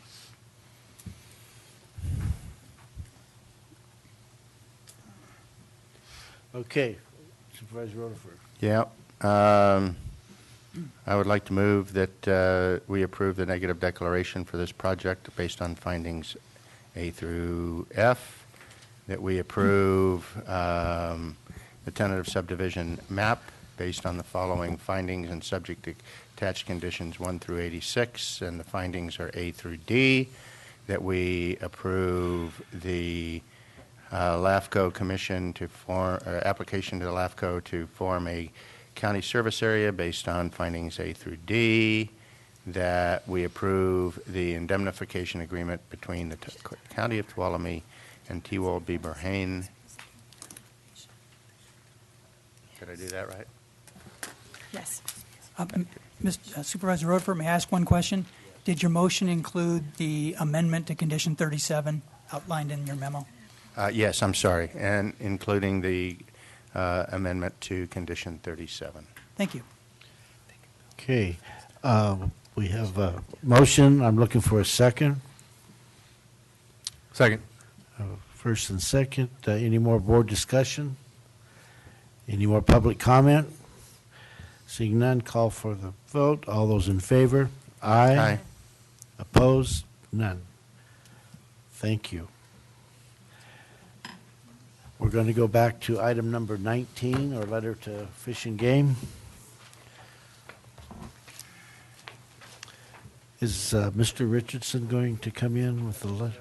Sarah? Someone's going to come in? Thank you very much. I will be playing the role of Sarah today. Okay, I will read it.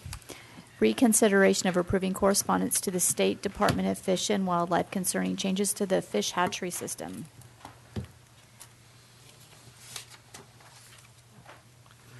All right, we wanted to make a couple changes to the letter, and I see Mr. Richardson's here. He can come on forward and.